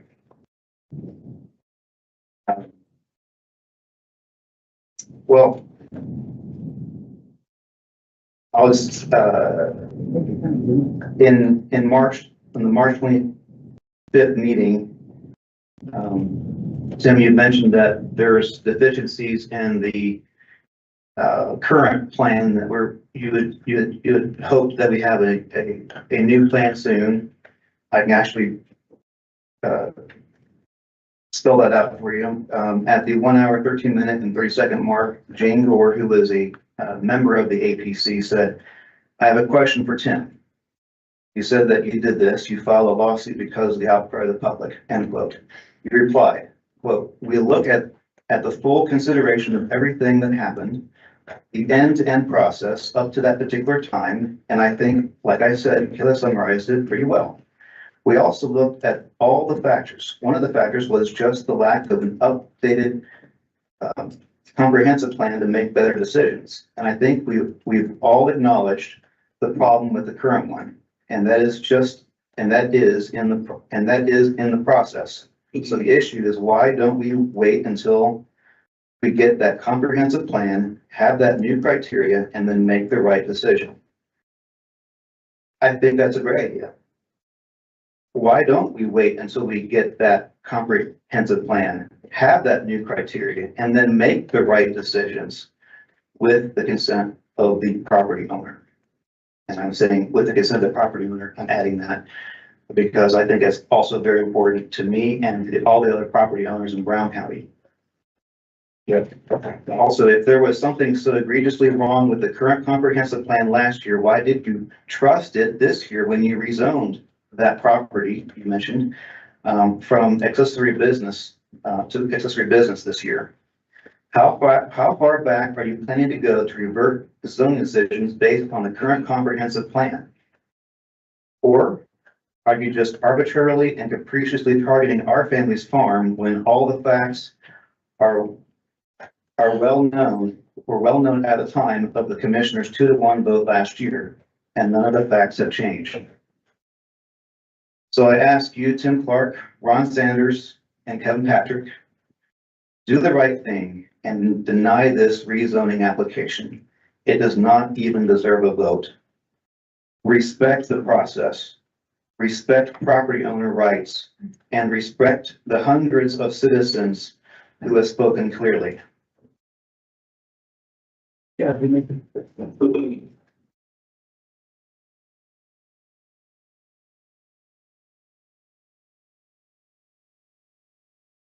evening, Pam. And I apologize, some of this might be just a tad, some of this might be just a tad redundant. Last fall, with the guidance of the Brown County Area Plan Director, the lawful process that Tilton's engaged to have their farm rezoned was conducted with great effort to maintain compliance with every detail and rule of process. The Tiltons invested countless hours and significant financial resources to go through the process correctly. You can point to nothing in the fulfillment of the process that was wrong. A couple of you simply did not like the outcome of that lawful process. Rather than honor the process, like immature children, you conspired to invent your own way to get your way. So you, Mr. Clark, vigorously campaigned on the platform of transparency, accountability, and process. The very first gathering of this body of commissioners on January the 3rd was not advertised, nor was it open to the public. At this meeting, your conspiracy to undo the lawful zoning process from last fall was discussed. Mr. Clark, it was your campaign assured. The process you chose to get your way cannot be the proper process. How could it be anything but wrong when the lawful process to submit a petition for rezoning requires the signatures of all the owners of record? On the petition to rezone, you, Mr. Clark, falsely represented yourself as the owner of record. On the same petition, you also falsely attested that the petition included the signatures of all the owners of record. The only signature on the petition was yours, Mr. Clark. There were no signatures on the petition by any owner of record. Whether a court of law might find someday that this is legal or not, your action is clearly immoral. The implications of what you have plotted to do here today should send a shiver up the spine of everyone who owns property in this county, perhaps the entire state and beyond. This is an unconscionable violation of property rights. If you are successful in getting your way today, you have crossed the line into tyranny and abject betrayal of public trust. All of you, or at least the majority of you, profess to be men of faith, and I honor you for that. This implies a belief in a higher moral and judicial authority, God, if you will. God is a God of justice. Yes, only a fool would use lies, deception, twisted process, a profundity of words and verbosity to get your way. Remember, fools are only respected by fools. As the wise sage King Solomon said, consider your ways. Whether you would like to call it karma or the law of reaping what you sow, what goes around comes around. If you proceed with this rezone, you have my pity. Whether it happens sooner or later, please understand the arbiter of justice will balance the scales and justice will come. Please choose wisely. Thank you.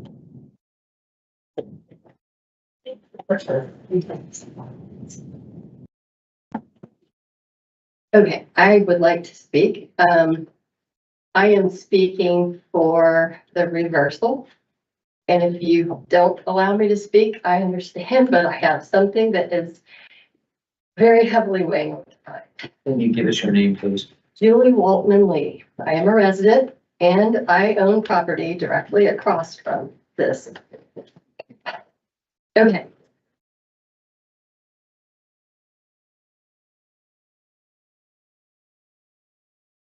I know a property owner that signed that petition, and I'm sorry, I'm getting very emotional because I'm very upset about this. They signed that petition and were basically told different things than what they thought. I can tell you in person, I have not asked her if I could speak about this, but I will if I have to. She was informed basically that things were not the way they were.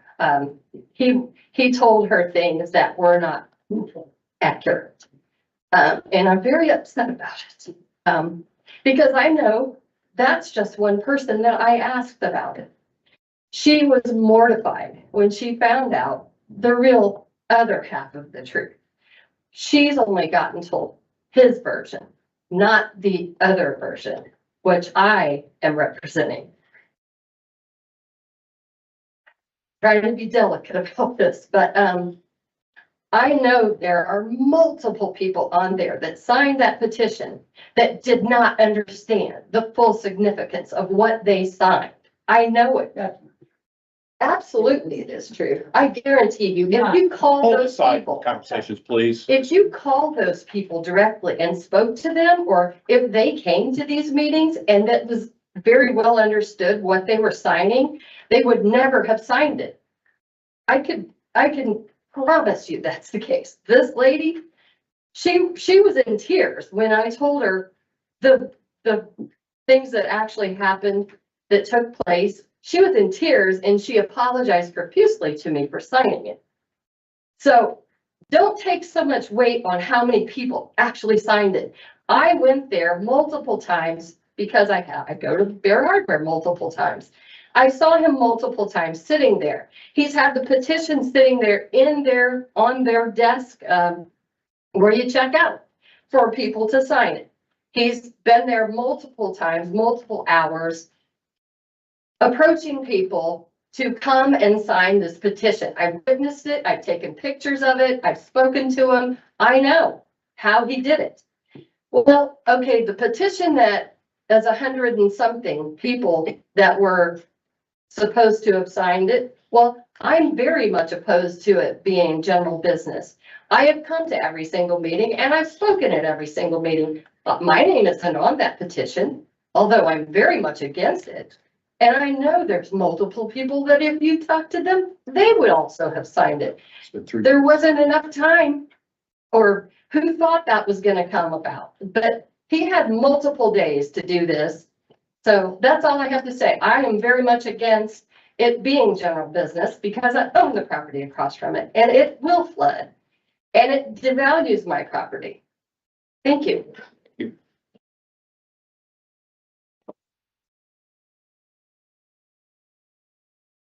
Bill Kane. Can we question the 150 signatures? That woman just questioned the 600 and something signatures. Well, we can't. We have to assume that what was written on, then. Please address your comments to the board, not to the audience. So if we're talking about a popularity contest, 150 signatures versus the 650 signatures, the document clearly said what the criteria where it was that Jimmy was presenting at Bear Harbor. Oh, People saw it and they read it and they understood it and it was fine. So, but the fucking behavior that we see out of commissioners, the behavior, the sleazy behavior is really what pisses me off. And as they were intending.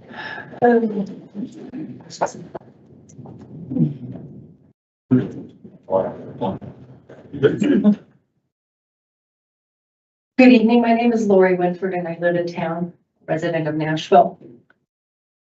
I have to say, I agree with Julie Waltman because I happened to go to Bear Harbor umpteen times and I was sitting there in my car with the windows down, listening because Jimmy Tilton was up front talking to people, a couple of ladies, and he was explaining and I sat there. I've been to these meetings, every single one. I know the side of the story. I know both sides of the story, at least part of it. And I'll be honest, he wasn't honest at all. And when I went up and I started to talk to those ladies, I said, but you guys need to hear the other side. And I told them what I knew about the other side and they walked away and didn't sign the petition. So I think there's misrepresentation in getting a lot of those signatures. That's all I want to say. And I don't know if we have proof that these people are residents, but I know for a fact that what I heard was not the accurate information that has happened at this meeting. What inaccuracy could you say? Say, tell it. No. Sidebars, please. Any other speakers? My name is Joy Tilton. I am the wife of Jimmy Tilton, an owner of the property that is the petition to rezone it. I would request that you vote no on this. My heart, it's not the petition itself, it's the fight. I'm so saddened that it's come to this where there's sides just butting heads and we can't communicate. I don't want that for Nashville. I don't want that for my family. I don't want that for any of the residents. I don't want that for the commissioners. I want to be able to move forward together for a better future. For a better future for my children, grandchildren. I feel that what is missing is communication. Just, I don't know, yes, as some people came up and said, those signatures, only one side of the story was shared, right? You know, we did actually, on our petition, we know of 2 people who signed the petition against the rezone, who actually signed the petition that was the 150 people, who signed saying, wow, I didn't know those sides, right? There's gonna be those people. If questions are not asked, there might be, you know, parts of the information that's missing. But my heart just breaks that we are so divisive. And I told God that whatever happens tonight, whatever decision is made, I will say, God, I praise you. I praise you. That's going to be my first response. Because He is in control, no matter whether we think we are in this room and the decision power that we have, God holds the ultimate decision. And I would just ask that you would take all of this into consideration that's been shared tonight, that you know about and what has happened, and stand for justice and stand for truth. We need leaders that we can stand behind, who are going to make decisions for the future, for our future. So thank you for your consideration. And I would ask that you would vote no. Thank you. Good evening. My name is Clara Stanley. I live in Nashville, Brown County. I've been in Nashville for about a dozen years. I'm very sad and deeply disappointed because these kind of projects could have been solved in different way if we chose to deal with this whole process different perspective. And I hear that these owners around the property come very angry and, you know, very anxious to get this done so that they can go home and have a peace of mind. But please know that we have to pay the price for not doing our homework. My concern for Commissioner Tim Clark, Commissioner Sanders, that I would like to ask whether we have done our homework. You know, like a basic communication as the person who is dealing with. We did not do any communication first. Why you guys so opposing for the sake of opposing? Because you don't know what's going on. Why? Because you didn't talk to Jimmy Tilton. You didn't want to talk. And how can you solve problem when the other side, what kind of ideas they have, why they're doing it? I asked Jimmy Tilton more than a dozen times, Jimmy, did you talk to Commissioner Tim Clark? No. Did you talk to, Sanders? No, they would not talk to me. Just like, I would like to ask you, come on, this is Brown County, I know. We do not sue each other to get what you want. It's not a good move at all. It's actually, okay, so I would like to ask you, that just do the homework first. Let's after that and see what Jimmy's idea is, what your fear, and we can compromise, kind of found the middle ground. That's what I would like to ask you. Thank you so much. Good job.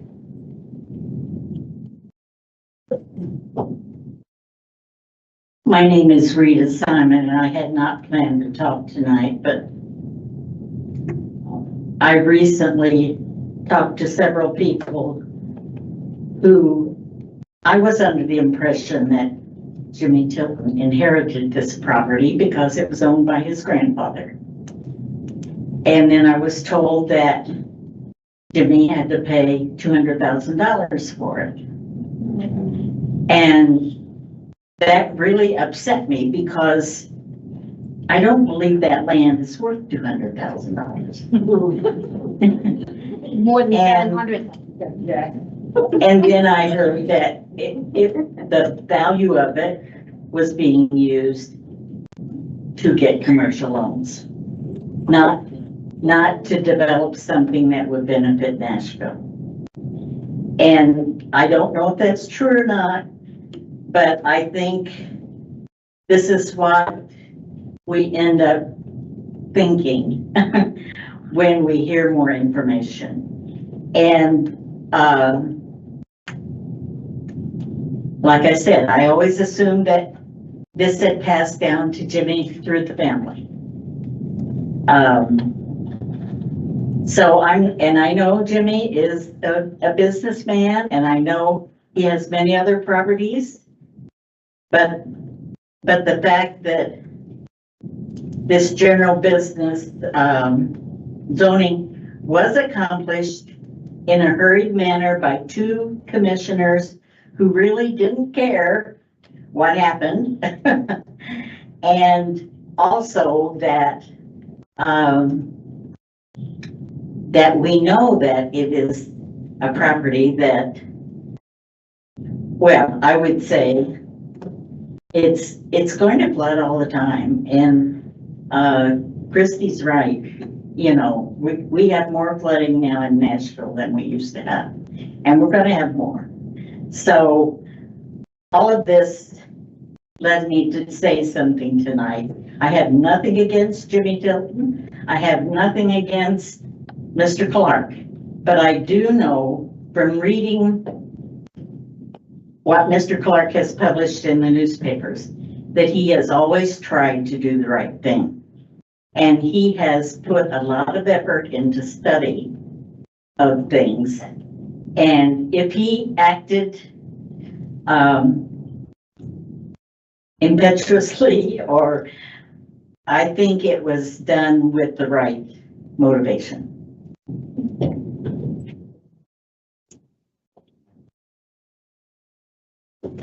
Hello, I'm Linda Brunner. I have property here that I live in. I have 4 business properties, and I'm a resident of Brown County. And I think that when you start with deceit, you're going to end up with an unfaithful and an inappropriate ending. So if Jimmy sowed seeds of deception, he'll reap the harvest from that. Mr. Clark, if you did, so will you. In the word, it says, if you'll be faithful over a few things, God will make you ruler over many. It doesn't matter if Jimmy has 1 property or 80 properties. He was faithful somewhere to get all this land, to get all this property. The word also says that the heart of the king is in the hands of the Lord, and the Lord will turn the king's heart whichever way he chooses. You're the king. So I would say to you to be very careful in the decision that you make, because you will answer for that decision, not only to us here in Brown County and to the Tiltons, but to God. I would not want anybody telling me what I can and cannot do with my property, because I've worked hard to obtain it, whether it was given to me through death or if I earned it. It's my property. But in his case, he's got more than one, so he's done something to multiply what he had. I think he should be left alone. Let him do what he chooses to want to do with his property.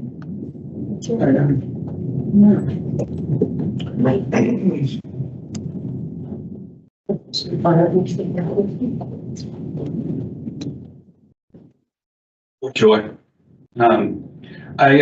I just want to say thank you for allowing everybody to speak. Whether I'm for or against is not where I want to come up and say. What I would say is that what you guys have responsibility is to unite this town. And as you can see, there's a lot of there is a lot of anger, there's a lot of angst, there's a lot of unknown, there's a lot of deception, and there is a fair amount of assumption. I've been in this community for a long time. I don't know anybody here that is just inherently evil. And there are lots of words that are being spoken that are pointing someone to be inherently evil. I think that there is good intention from a lot of people for our community, but there's a lot of difference of opinions. And unfortunately, those opinions become words that become harsh and divisive. And I think that as where you guys stand right now, is you actually can bridge the gap, bring people together, and actually take away some of this division in our community. We should be able to walk into any building, any store, any house, anywhere, and have a friendly conversation with someone. And I have noticed that since this has taken place, our little community is actually being ripped apart with people who have opinion or a side that they want to be on. There shouldn't be a side. There should be, let's come together and let's have some compromise. And I may not like the end result, but at the end of the day, I'm still going to love you as my neighbor. And I just want to encourage you guys to help bridge that gap and bring some unity back into our community. Thank you. Well done.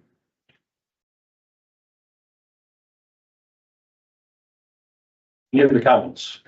Okay, we'll close the public discussion, bring it back to the chair or the table. Guys, comments? All I want to say is intent. I had no intent to do anything wrong. And Mr. Tilton's not going anywhere. Mr. Tilton's going to be here. If this don't work for Mr. Tilton will come back at a different angle. Mr. Tilton's a smart guy. He's a businessman. You know, and he's represented well with an attorney. And then I don't think I've done anything wrong. And I have no intent to do anything wrong. I guess my question's are you up there, Mike Noga? Lawyer?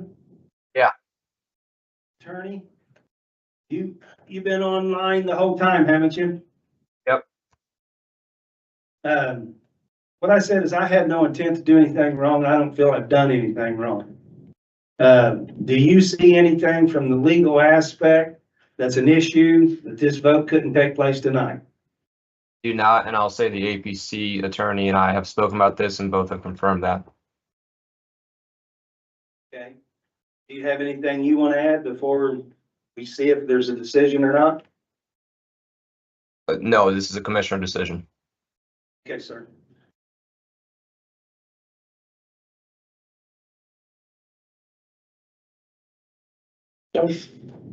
Nothing on my side. I just know that this is a topic that's been going on for months, and it's been a very difficult topic.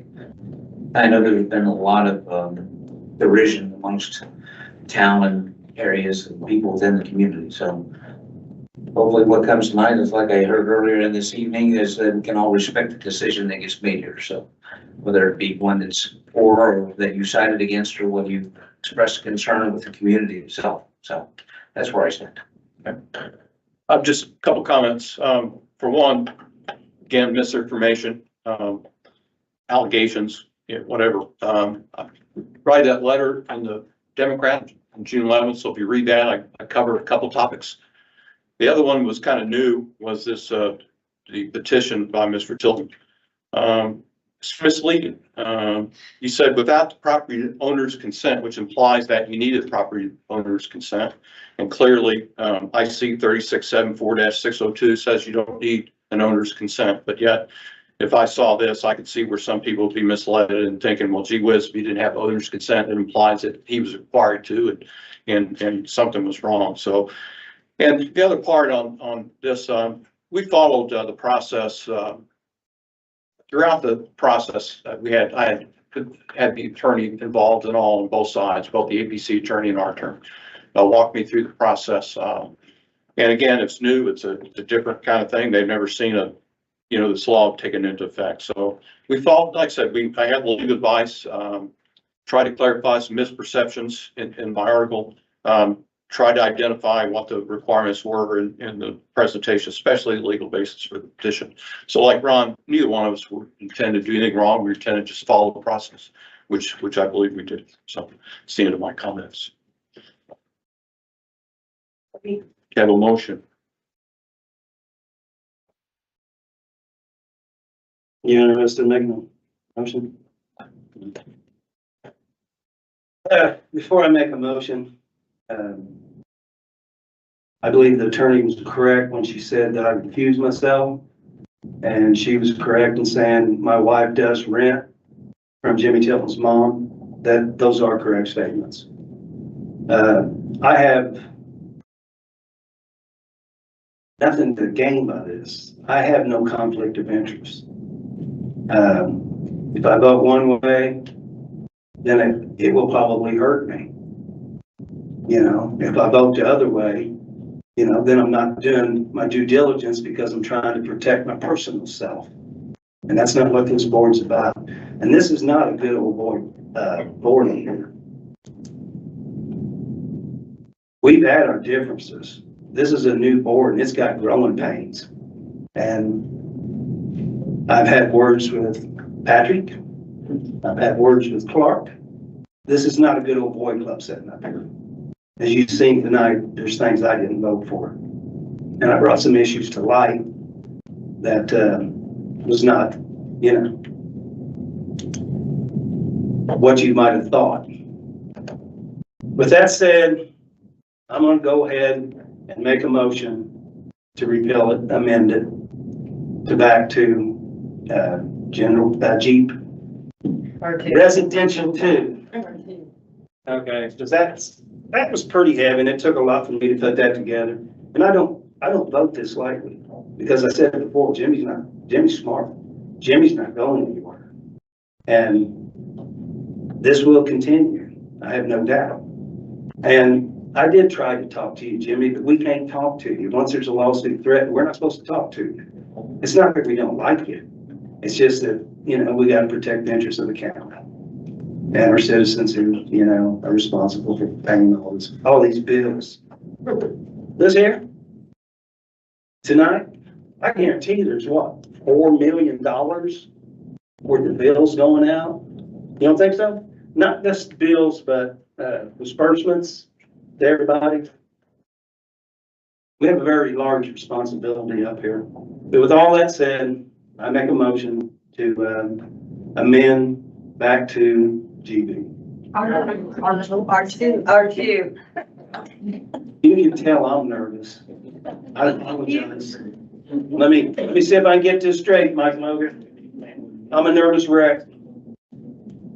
Mr. Sanders, what you're trying to say is you are motioning for the proposal to be accepted. To turn it back to R2.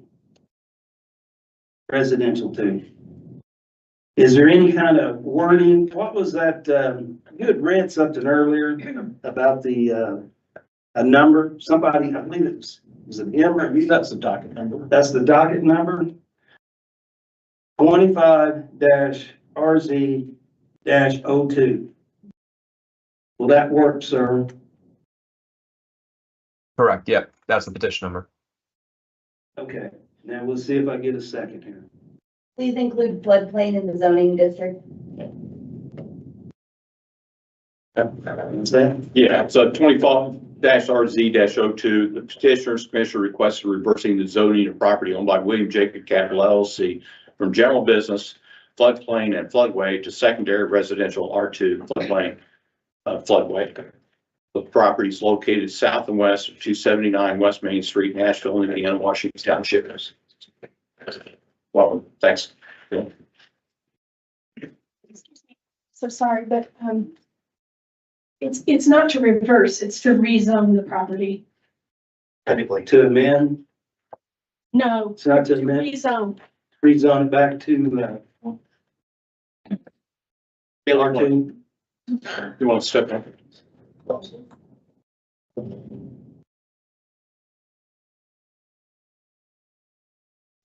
We had some severe weather go through and we have to stay tuned in on our phones. You want to clarify the petition? So I was told from the very beginning, and for anybody who doesn't know, Kayla Robertson, planning director, this is a rezone of the property. The intent is to reverse the decision that was made by the previous commissioners, but this was to be treated as a rezone. So that is how, from the planning department perspective, we have treated it as a rezone. Okay. As the docket number, your description reads. Yep, the RZ stands for rezone. Okay, rezone. Thank you. Yep, and I just want to make sure we put the floodplain in there because I don't want to get in trouble with DNR. It's in there. Thank you. Okay.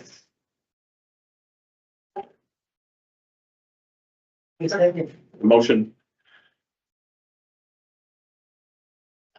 Made a motion. Okay. I'll second. Roll call. Tim Clark, how do you vote? Yes. Ron Sanders, how do you vote? Yes.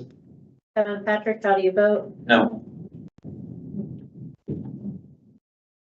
Okay, motion carries. All right, moving on. County Office Department reports, boards and committees, human resource. I'm gonna be quick. I really, we're closed tomorrow. Pretty much. Yeah. that's- Yay. Okay. That's it, Teresa? Yeah. ARA? CRA contract, we, talked to Whitney.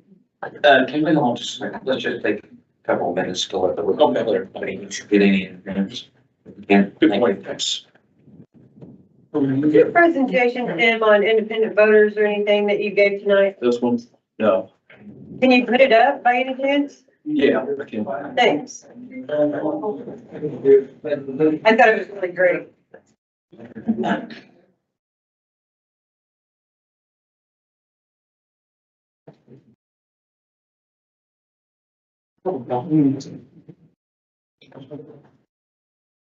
Okay, we good? Okay. Thank you. Okay, ARA is gonna come next week. Whitney will be here and we will kind of discuss more about the grants that we are applying for and how that works. Okay. Eric? I don't have much either. You got lengthy kind of updates. One thing to note, we did finally complete our paving estimates for local paving. So that being said, we came in at our estimates under what we're appropriated for in our budget to spend this year. So I've shared, I'm not gonna put the number out, but I've shared the cost estimates with you. We're gonna get that ready and get that put out for bid. That should include, Grandview Road, Sawmill, 400 and Grandma Barnes. We've replaced several culverts on Sawmill, 400 and Grandview before we'll pave.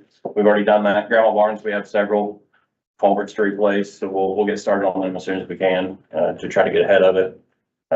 But we need to get those paved this year. They're getting pretty bad. So that's the plan for that. Just want to let you know. We had a request for some paint markings on Helmsburg Road to turn it into the veterans. So we were able to accommodate the veterans, and we got the yellow paint markings updated in the turn so they can see at night if they're having issues. Other than that, I would like to ask, I know we talked about it a little bit. I don't know how much more time you want, but that old equipment that we talked about, I put some values on it. We're paying insurance on that stuff. You know, can we put it on gov deals, even if we put a reserve, a minimum reserve, and go ahead and get this stuff moved, get it out? Let's just, I'm a hold up on that. We had this conversation a while back about selling it on the computer. People in the residents of this county would like to have a chance to actually come in and bid on it. They can. Well, I mean, bid on it live. They can bid online if they wanted to. We actually had. Speak, don't interrupt me. I am a licensed auctioneer. Okay, but you don't want to argue with auction about me and for Tim, you're not gonna win that argument. I'm not trying to argue with you at all, sir. That's how it sounds. No. And as far as that excavator, you have two of them big excavators. You have the 318, right? Don't you not have two of them? Correct. And one of them, have you already let it go back yet? No. Okay, I think one of them has like 3,500 hours, and the other has like 7,000 hours. Okay, did you come down and get the hour? No, I was told to somebody, but I'll come down. Okay. I'll come down and write it down.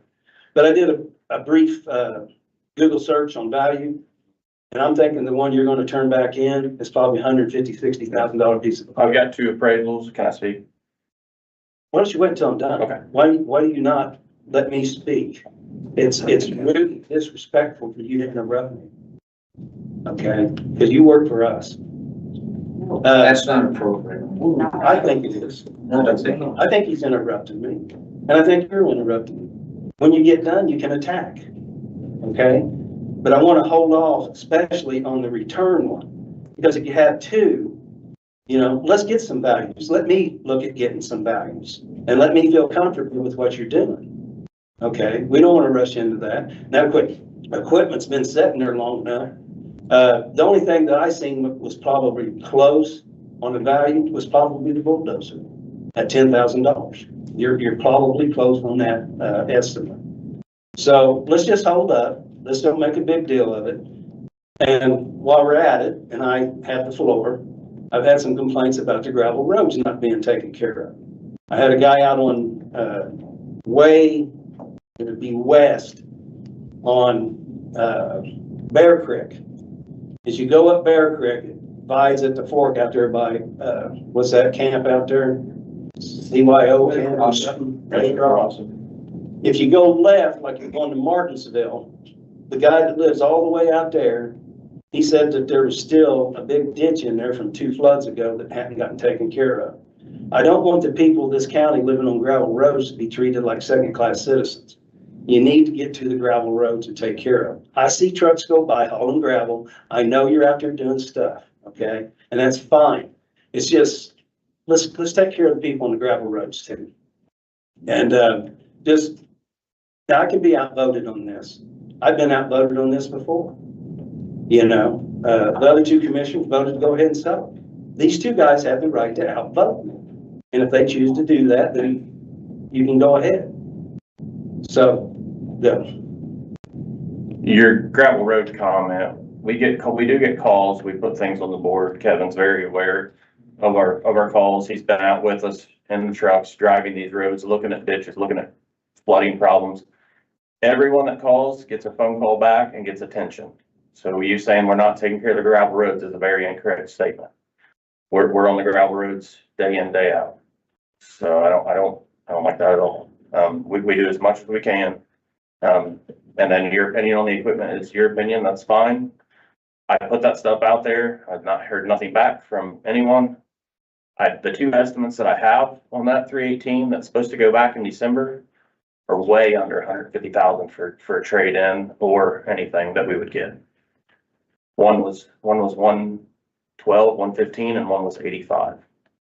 I don't think you've been down to look at it. It's beat to death. I don't think you've seen it in person. I have seen it in person. I drove up to it when it was sitting out by Cottonwood Church. I took a picture of it. I got a picture on my phone. And that's fine. You don't need to bash me in a meeting about gravel roads when we're on them. You interrupted. Okay, let me talk. Okay, so we're doing the best that we can. Our guys are on the gravel roads nonstop. When it's not pouring down rain and not wet, we're doing what we can do. And like I said, if anyone calls and complains, it gets addressed and gets taken care of. You're more than welcome to come down and look at our board. You're more than welcome to come down and go through our call log on our computer to see who calls in. And if someone calls you, please call us. If someone told you about this issue, you didn't call me and tell me about this issue. If someone calls Kevin calls me. I don't know if someone doesn't tell us. And so I have a question for you, Ron. Do you know the gentleman's name on Bear Creek? I can't pull it up as my mailman. He's letting it along, and I'm sure we'll get it taken care of. That's all I got. I know I've gotten complaints on the gravel roads, and I'll send a message to Trent. You guys get on it and give me feedback, so I appreciate those. So, no, things aren't perfect, but we can close that loop if it's a communication thing, because I think you've been responsive on all the things I said. So, my question, I got a tough one for you. Yeah. Is, what's the railroad grant project? Okay, so that was a grant we did last year. We had a gentleman reach out named John Secor. He helps a lot of communities and a lot of counties out, and he's like, hey, railroad grants opened up. It's zero cost to the county. Okay. So we got involved with that. I reached out to NDOT and I got, some contact, and they said, yes, he's a real deal. It's legit. So we applied for it and we received it. Now that the weather finally broke, we were able to do it. So basically, we were able to update a number of railroad crossings with paint markings, updated signs. The estimate, actual purchase order from NDOT was $26,750 that the county was able to get with a zero cost. And that was completed last week, along with while they did the striping on Helmsburg, they took care of the railroad crossings. Okay. So we submitted all of our paperwork to NDOT. They will release the funds, and then we'll be able to pay that invoice to AAA striping. And it didn't cost us a dime with the gentleman, John, that reached out. He's got his own deal, so it didn't cost the county a dime. Okay, thank you. For folks that update on the Indian Hill Railroad crossing, I'm meeting with the director of NDOT tomorrow, along with Mike Moga and Jake German from Barnes and Thornburg to try to get that open and ask for help and getting that thing open. So that's for tomorrow. So it'll be interesting to see what we get from there. We got a lot of support from legislature to work to get that thing open. So stay tuned. Yep. Stay tuned. So thank you on that. Anything else here? No, I don't have anything else. I have a question for Mr. Chambers, if you do that, sir. Do you have a timeline of when you'd like to have values placed on that equipment that's sitting in the list?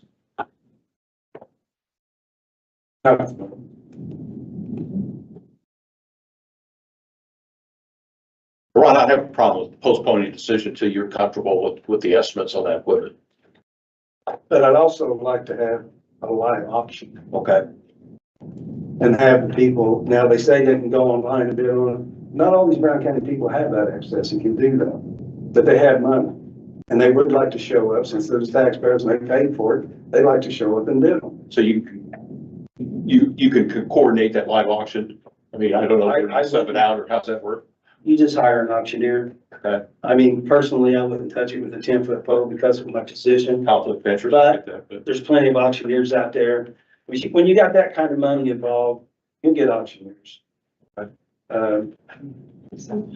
Probably be better for one of yins to contact the auctioneer, so there's no. I don't really know about auctioneering. I'm not touching that one. I'm a bit ignorant of that. We'll work through it, but I would not do it personally. I get it, but we could reach out to somebody that can. There's phone books and online, and there's all kinds of good auctioneers around that bring good money. The other thing about, if you have a live auction, they also have access to internet and sell on the internet. And it really boosts the sales of equipment, cars or whatever. We still have some cars. I don't know whatever's going on with that situation. But at one time, there's buildings full of excess equipment needed gone. We was paying storage, building out here that's got stuff in it. Would like to see it get cleaned up, but it needs to be done the proper way. Okay. And we, and I get the whole live auction thing and stuff. With, Gov Deals or a platform like that, you reach out to the community here as well. We've had several people in the shop asking us, when will this stuff go on sale? We have their phone numbers if they're interested. One of the last trucks we sold, Kyle Wagers purchased online on Gov Deals.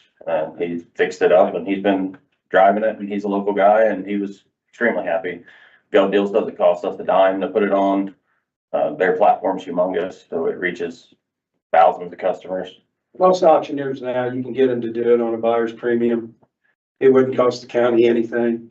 Or if you had the right auctioneer, he might charge or give a discount. You have to really I can't speak for the other auctioneers, but a lot of them do charge buyer's premium. It don't cost the county anything. Let's look into the options then. Good. Okay. Anything else, Karen? No, can we get some sort of time frame for like our projected, like when, who's gonna look at the auctions, who's gonna call them, who's gonna put the legwork in? What? Just curious, so no one's sitting on it? Yeah, we'll work it. Okay. Okay.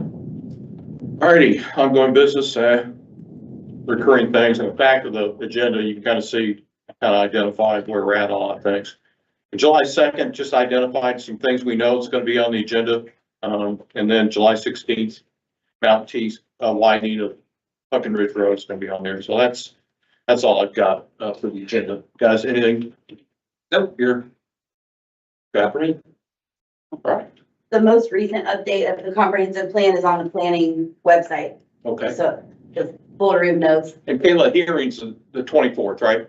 It's a hearing or is it just a? It's public hearing. It's the Oh. first public hearing that the APC's had over the county comp plan, which is different than the town comp plan. So everyone, There's confusion. there's a lot of confusion going on. I wish we could have spaced them separately, but it didn't work out that way. Okay. Yep. Great. So that's next Tuesday and I don't have the calendar right in front of me. 24. Thank you. Yep. The only thing else is if there's anybody looking to be on the health board, we do have 2 applications. And I believe we're gonna look at that by the July 2nd. Yes, that's on the agenda for July 2nd. Okay. All right. Motion to adjourn? Mike Mogan, do you have anything? Yeah, thanks. Nothing to add. Thanks. Motion to adjourn. Second. Okay. Meeting's closed. Or you could just look at, Tim.